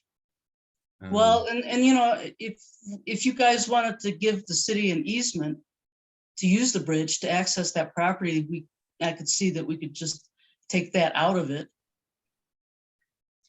I mean, this is a private community. It was supposed to be, and you got to remember these people who are living in this neighborhood. Now they're going to have the general public, nothing against the general public, walking behind their houses. I mean, you look at one of these houses, it's right behind somebody's home. I mean, several of these. And But these residents can use the park. It's going to be a public park. It'll be a public city park. Which can be good or bad. Well, some city parks are fantastic. Some city parks are detriment to neighborhoods. Right. Well, from what I understand, having open space and parks adds value to the properties that are surrounding it. Yeah. Sometimes. Yeah. So I think Mr. Stamp, probably what I can only think is just to submit this through planning and see what they say. Well, let me just jump in real quick. So Yeah. I'm meeting with Dylan and Hannah, our new planning director, tomorrow. Okay. I'm gonna give them the motion that was made by Parab last week. Well, but see, I need to amend the motion, Skylar. If it's going to be this, then I need to clarify and amend it to either include the bridge or not to include the bridge. Okay, then that should probably be done today, because we need to make sure we have your Parab's final request so that we can get it to planning and then figure out the next steps from here. So what Dylan has prepared in this map, that's what we're going off of based on your last motion. So if that's different, then we need to, revise that tonight so that we can formalize that request. Okay, yeah. And then Mr. Stamp, I appreciate you coming on and sticking with us through this whole meeting and have your opportunity to speak with this group. Moving forward, we'll continue to communicate through planning and flesh out that process. And, they're your main point of contact through all this. So we'll continue with that. And I'm here representing Parab and Parab's request for the land dedication.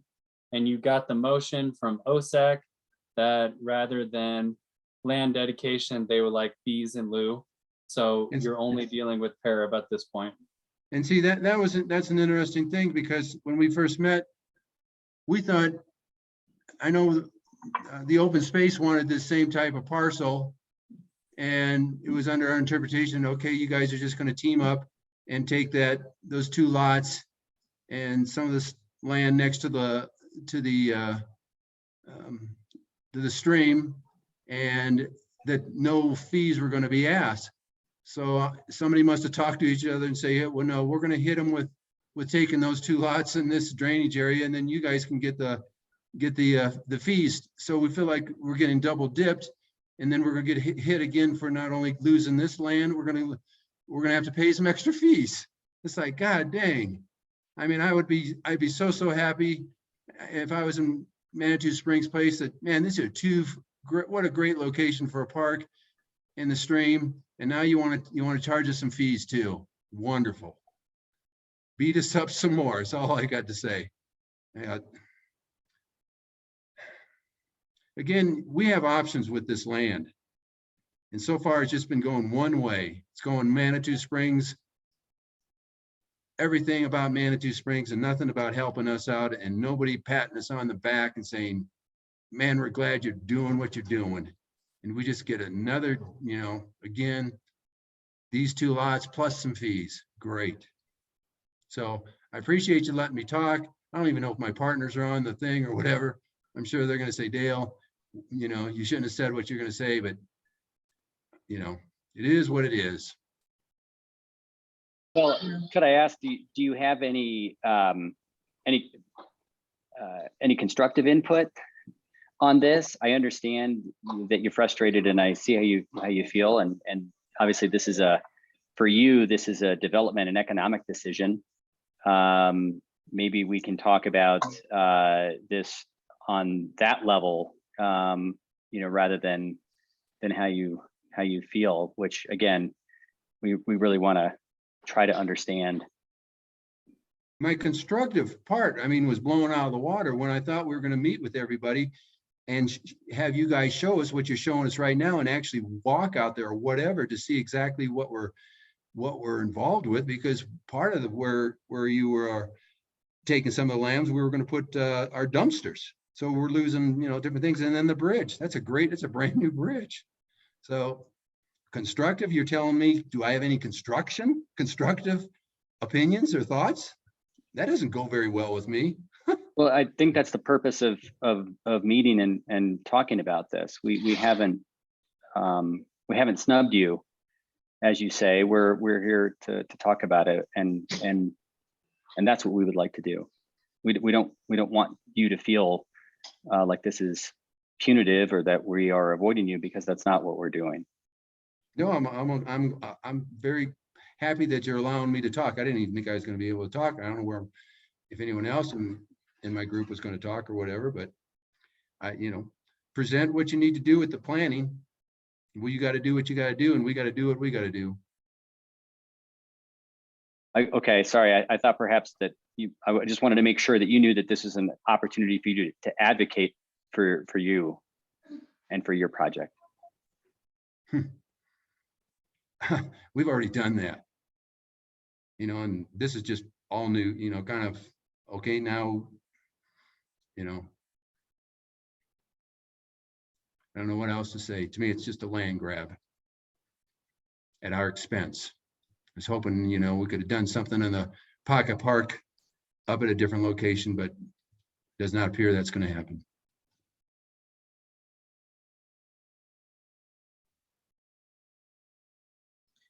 Anybody else? Okay, then I guess we're just gonna turn it over to the planning department and Skylar then, okay? Mr. Stamp? Thank you for your time. Okay, thank you. Mm-hmm. Danu, do you want to revise your motion? Yeah, but if I'm gonna make a new motion, it should be under old business. Well, why don't we just do it right now while we're talking about it? Okay, well, I guess the one piece that I'm not sure about that I know that we could be flexible on is the bridge. If we could gain access easement to use that bridge, then I don't see why we would need to include the bridge in that. Do you have any feelings on that, Skylar? No, I agree. I don't know if the bridge is a deal breaker or not. Mm-hmm. Well, how about this? Then I'd like to amend our motion to read that Parab requests land for the park dedication to include lots 14 and 15. the area that is south of the detention pond, the bridge to access that land, or the city be given an easement, to which then we wouldn't need to ask for the bridge, and land that includes creek access on both sides of the bank within the dedicated park area.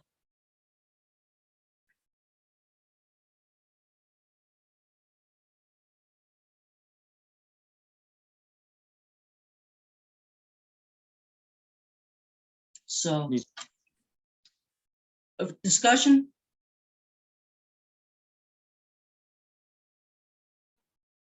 Anybody? Yeah, could I just ask, could I just clarify? Obviously, that response is not what I think any of us were expecting. Is what we have here consistent with what we are allowed under the ordinance? I just want to make sure. Technically, yes, but it has to be figured out, like how many square acres or square feet that this equals. Because if it's over the amount of the 35,440 square feet, then we definitely would have to pare back. But I don't know how to figure out the square footage of this. And is that that number that you just quoted? yes, Is that the parks part, or is that total amount? that's just Parks part. Gotcha. Thanks. Yeah, and I asked Dylan about that, and he said that a surveyor would have to figure out the square feet of that property.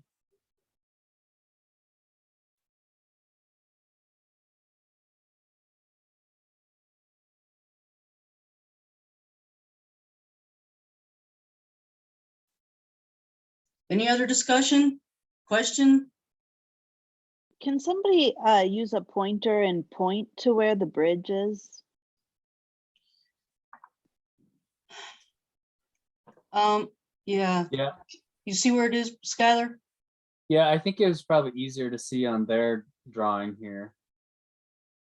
Oh, sorry. Can you see right there? Yeah.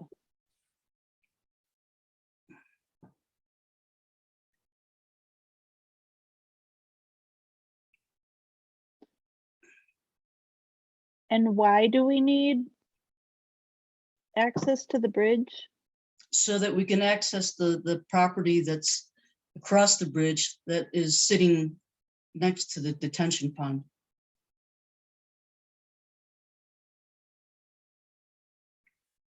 But if we can get an easement to access the bridge to do that, then we don't need to include that in our land dedication request.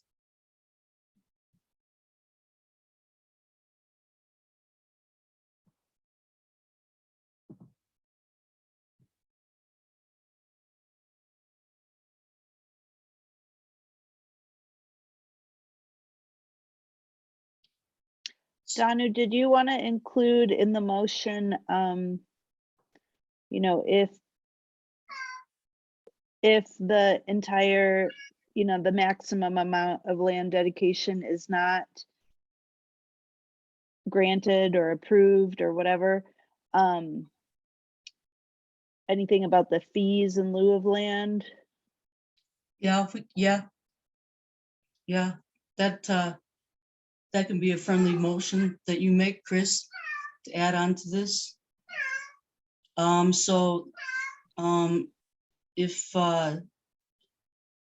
the dedicated land request is less than the 35,440 square feet, then we would request to have the fees to make up for the square footage.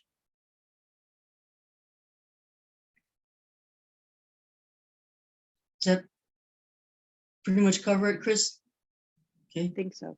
you want to second that motion? Yes, Okay. second that motion. All righty. Is anybody opposed to that? If not, does everybody approve of that motion, that amended motion? with the friendly amendment? Jim? I do. Yeah, I do as well, Colin. Okay, thanks. And then Dave? Yeah, I'm gonna go. Okay. All right, then the motion, the amended motion passes. And Skylar, I can write that all out for you. Or I can do a memo to planning if you want. Yeah, if you can write it out, that'd be great, just because I want to make sure we're clear when I meet with planning tomorrow and outline next steps for this Right. process. Right. Okay. Okay. Then I'm gonna move on then. So Skylar's got Memorial Hall reserved for pair of meetings, so we can meet in person starting from June to the end of the year. But we can also do Zoom too. Is that correct, Skylar? Yeah, we could do either or, but I've got it as a placeholder for us every Monday night. Okay. Okay. And then you'll let us know how we can do Zoom and figure out all that for people who want to be, who can't make it or who still want to do Zoom. Yeah, I'll try and figure that out. Okay. All right, then Michelle Weatherhold is out of town, so we don't have a council liaison update report. OSAC, we have the minutes and everything from OSAC. Skylar, let's move on to Park and Rec Department. What, did you include your report in our packet already? I did, yeah. Okay, I just had a quick question. I noticed something about gates being built in mansions. What is that? Gates? Gates. Yeah, apparently Seth has ordered material to build gates and he was working on some kind of design for gates at mansions. I saw that too. Yeah, what is that? We repaired the bridge at Mansions, and we're working on split rail fencing around Hiawatha. Are you talking about Shriver, the bridge at Shriver? I'm wondering if Seth is getting the parks confused, because I was trying to figure out where you would put gates at Memorial. I mean at Mansions. Yeah, I'm not sure. Maybe while we're talking, I'll scroll through and see if I can figure out. The bridge at Shriver was damaged, and so we had barricades on both sides of that, and that got damaged a few times from windstorm. I think okay, I see what you're saying. Ordered and purchased supplies for gates at Mansions Park. Yeah. I think he's referring to the bridge at Mansions Park that goes across to City Hall and the fire station. Oh. We redid the railing there and repaired pieces of the bridge. So gates is probably the wrong word there. Because he was even working up a gate design. Yeah, I'll circle back with him tomorrow, but we're not building any gates at Mansions. Okay. We just fixed the bridge there. I'm guessing the gate meant like that entrance area, because that's where it was really bad. So we had to repair the railing. Yeah, all right. Okay, that was all I was wondering about. And so, I have a question. go ahead, Jen. Since we have an arborist now, I'm hopeful that we will have a way in which to, especially for the new trees, to have them watered, especially next year in the winter when we need to. But even now, it looks like a bunch of those trees are not making it. They just got too dry over the winter, and so I'm concerned about the trees. Yeah, he's been out there actually a couple times in the past week watering. Ever since he started, he's been out there watering all of our new trees. We planted 7 new ones last Friday for Arbor Day, and he watered all those today as well. So yeah, he's on it. Okay, good, because they just look dead. Yeah. Okay, if you don't mind, I'm gonna jump over to old business now. We have the tree ordinance approval. Skylar, you want to walk us through that real quick? Yep, I will try and keep it brief since it is late and we're all tired. So we did come to you guys a couple months ago, I believe back in December, to talk about the tree care ordinance. Can you see my screen? Yeah. Can you I see? got Okay. it. All right. So tree care ordinance, Conrad and I started working on this a couple months ago. We presented to you guys back in November, December last year. And since then, we've made a couple of updates. The main purpose of this tree care ordinance is to a couple of things: comply with Tree City USA. We need to have an ordinance. Right now, all we have is a resolution. So we need an ordinance in place to comply with Tree City USA. And then the other thing is we've got the code update. There's this big project to update the municipal code. So we'll want to make sure that this tree care ordinance aligns and coincides with that project. And then the other thing is to really create that framework for our new forestry program.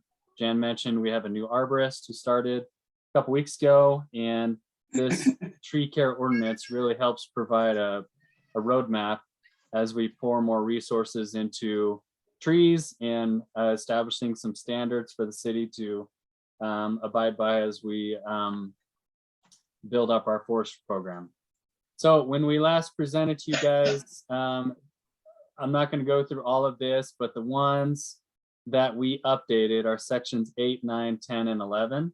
So I'm just going to whip through that real quick so you understand what you're approving, because PARAB is listed as the official tree advisory board, since a large majority of trees fall under PARAB's purview in our parks and public spaces. So I am presenting this to City Council next week on whatever day that is, May 10th. So section 8 talks about prohibiting the harm of trees on public spaces. And this also is holding our contractors to a higher standard. And then I also incorporated the organic land management policy into this. So we will apply all organic products. Section 9, we are implementing a tree permit program, modeling it after the city of Boulder and city of Fort Collins, and also city of Colorado Springs with a right-of-way permit. So that will be a heavy dose of public education, trying to work with the public to maintain those trees that are in the right-of-way. And that'll probably take a little bit of time to come up with a permit program and have some code enforcement tactics in place. Section 10 talks about trees and plants declared a nuisance. So this is really trying to get at the zero net tree loss strategy that we've had in place for actually a couple of years, and want to make sure that when a tree is removed, it's replaced with one of equal value. So that's that section. And then the last is the adoption of a heritage tree program. So this is actually something that's gaining traction throughout the country to protect historic or unique trees. So we came up with a criteria here, needs to meet one of the 8 criteria listed here. And we'll come up with a nomination process. We really need to build out a tree subcommittee. That was one of the recommendations that came out of last time we met with PARAB a couple months ago, to really have a tree subcommittee under the umbrella of PARAB. So once we kind of build all this out, we'll be able to launch into this heritage tree program. So that's kind of the gist of it. I believe we have not changed much else since we last came to Parup. The full tree ordinance was included in your packet. It's like a 10-page document, so it's intended to be, you know, comprehensive and trying to really outline everything. But now that I have a new arborist in place and we're building up our resources around the forestry program, it's important to have this tree care ordinance in place so that we can, you know, have that framework and foundation for what we want to accomplish within the forestry program. I just have a quick question, Skylar. I'm sorry, I did notice that in one of the ordinances, he talked about having a tree department and a tree advisory board. And I was kind of confused by that because it really specifies that we need a tree department when I thought we were just going to do a tree advisory board. Well, the tree department lives under the Parks and Recreation department. I mean, I guess maybe a department's the wrong word. It'd probably be the forestry division is probably the right verbiage there. Yeah, that would probably be better if you just, yeah, because it makes it sound like we're creating a whole nother department that's going to have employees. No, we've got one city arborist, and that's the total of the forestry division under the Parks and Recreation department. Okay, well, that I would clarify that then and take out the tree department. Will do. Yep. And then the tree subcommittee, that's the one that we already talked about. Is that like the tree advisory board, or is that the tree subcommittee is the one that's responsible for doing Arbor Day activities? Yeah, that's the tree subcommittee. Yep. So would they also be the tree advisory board? The formal tree advisory board would be Parup. And the tree subcommittee is a subcommittee under the umbrella of Parup. Well, I would clarify that then too. Okay. Skylar, I have a question. This is Chris. Of course, I have a question. What happens when there's like a project such as Creek Walk or something where, you know, perhaps a whole bunch of little trees are going to get cut down to make the sidewalk or whatever?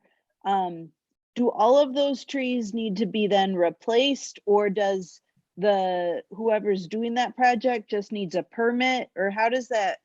I don't want, I mean, I'm all about the trees and like saving the trees, but I don't want this this tree ordinance or this tree document to sort of impede progress for projects like that. Yeah, this is a practice that we've already been doing. We just need to do a little better job of it. So when a tree gets taken out because of construction, the first thing is to try and avoid that at all costs. And that's where our arborist comes into play. You can kind of, you know, perform that assessment and work with, you know, city staff really to try and look at alternatives. But when a tree does come out, the goal is to replace it with one of equal size or value, perhaps somewhere in the general vicinity of where it was removed. So that's something that we've been doing already, starting last year. You know, I had to remove a bunch of trees because they were dead or weren't really thriving in certain areas. So we replanted or replaced those trees last fall with the equal number of ones that were removed. So anyways, it's a strategy that's probably going to take some time. I don't think it's going to cause, you know, a lot of red tape for us or anything. It's just, we're trying to build up a healthy canopy with varying ages and sizes of trees. And this tree ordinance kind of helps establish that right off the bat. Any other questions for Skylar? I've got a question on the Heritage Tree Program. could we have an exclusion for invasive species? I mean, I don't think that there's a Siberian elm that meets the criteria based on breast height diameter, because they typically don't get that big before they fall down and smash somebody's house or mobile home or something. But I would open the question that we should exclude invasive species.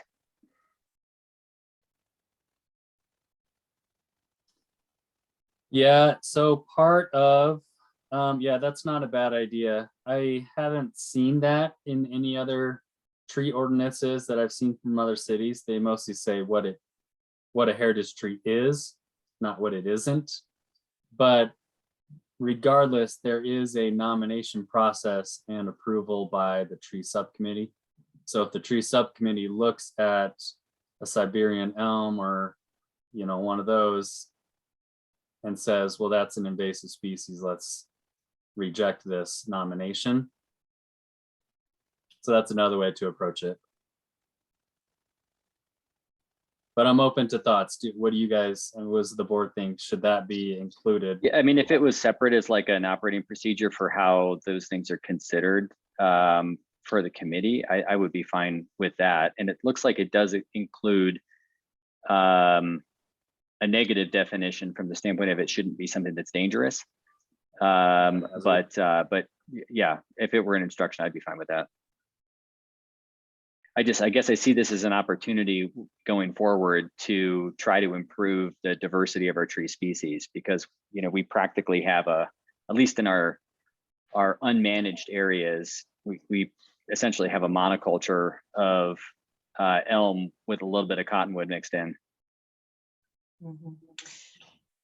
And then that clause in there is to cut trees down if they're under electrical wires. I don't like that, just cutting trees down. Can we just say we can trim the tree back so it doesn't impede the electrical wires? It's also, it talked about gas lines and water lines or something like that. I'll double check. I thought I put the first priority is to preserve the tree rather than remove. Right, but in one of those ordinances, when it talked about under the electrical lines, it talked about cutting the tree down.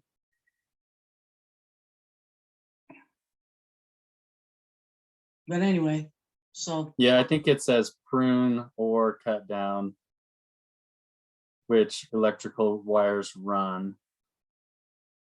So yeah, let me clarify the language in that. Daniel. Okay, yeah, because I would prefer it would be pruned first before to just be cut down. Okay. I'm impressed you're finding all that stuff, Skylar. Man, I've read this so many times, but it's like huge and it's a big document. So it is. Trying to include it all, but yeah, details like that are easy to miss. So yeah. Any other questions for me? No. So someone want to make a motion to approve the tree ordinances as it is going to be amended with all these changes?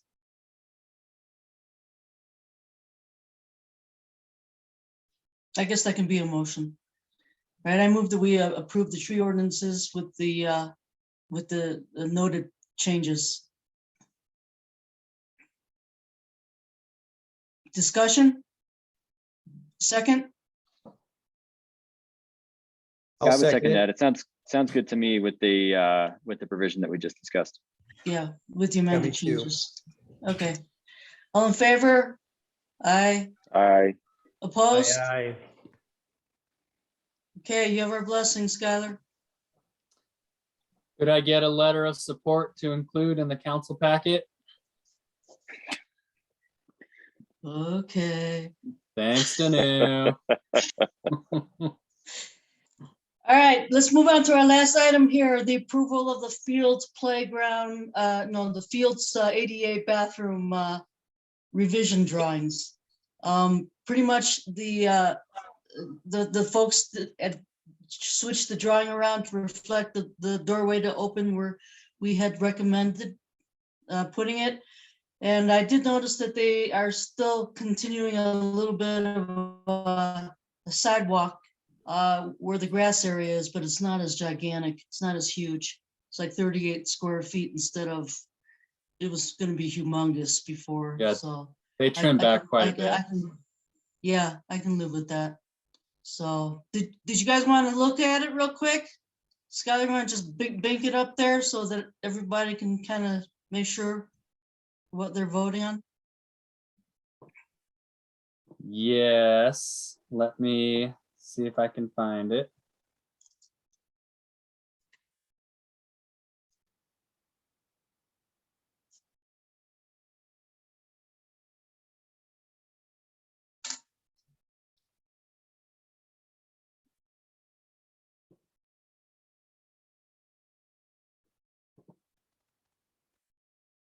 Okay, can you see that? Yeah. Yeah, that's good. So you guys can see the little walkway there. And then it also shows the entry door being right facing the parking lot. Yeah. So I noticed too that the toilet and sink will be on the same wall as in the other bathroom too. So that might make it easier for plumbing to be in the same locations. I don't know, but that's great. Discussion, opinions?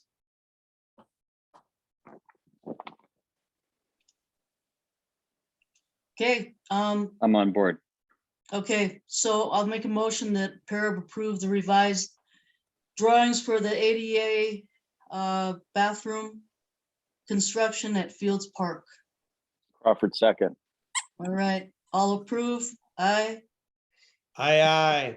Aye, aye. All right, opposed? Okay, that passes unanimously. All right, you don't need a letter for that though, do you, Skylar? Nope, I'm good. Okay, all right. Okay, you guys, I think we're done. Thank you so much for hanging in there with us. And so if there's nothing else to talk about, then I'd like to adjourn. So, hey, but Tim, I just want to thank you for jumping in there and helping me out there with Mr. Stamp. I was a little speechless. Yeah, that was unfortunate. Well, I can understand how he feels. I can definitely understand how he feels, but it's unfortunate that I don't think anything he said served his purpose or represented his team very well. Maybe there was something we could have done differently to work together, but it just kind of killed it from the start. And I still don't feel good about it, and probably won't for the rest of the night. But anyway, you're welcome. Well, they're at least consistent because that's their same thing that they've been doing at the planning meetings too. So they're not happy with. You know, managing. I almost suggested, you know, perhaps if it would make it more palatable for them to keep it to 14 and 15, but I don't know, it just didn't seem like he was happy at all. So I thought, well, Yeah. let's swing for it and see what happens. Yeah, well, I asked Rebecca, and her input was to just ask for as much land as we could. So. Yeah, and so far all I've heard is no. I haven't really heard an alternative plan, and I thought that Tim did a nice job of offering him, well, let's hear your side, and all he talked about was no, he didn't want a pathway along the river, which was our first choice, and now we're giving him a second one, and now he's telling us he doesn't like that because that was their prime property. So, you know, I feel like For the we dumpster. are just It was the doing prime our property for the exactly dumpster. for the dumpster. You caught that too, yeah. Which I mean, I'm sympathetic. We need infill. We need development. We don't have enough housing. These things are all important, but at the end of the day, he's making an economic decision, and this isn't done out of altruism. And we are trying to make a decision to maximize, our park resources. We're all just trying to do the most for our interests. And anyway, Agreed. that's it. Yeah, yeah. Well, thank you, Motion to everybody. adjourn. Yeah, let's adjourn. I don't think we need to make any seconds on that. So I'll No, miss you thanks, guys. everybody. I'll miss you guys on in May, but I'll see you in June. Okay. Safe trip. All right. Thank you. Sounds good. Thanks, everybody. All right. Thank Good you. night. Thanks, Good Denny. night. Bye-bye. Right.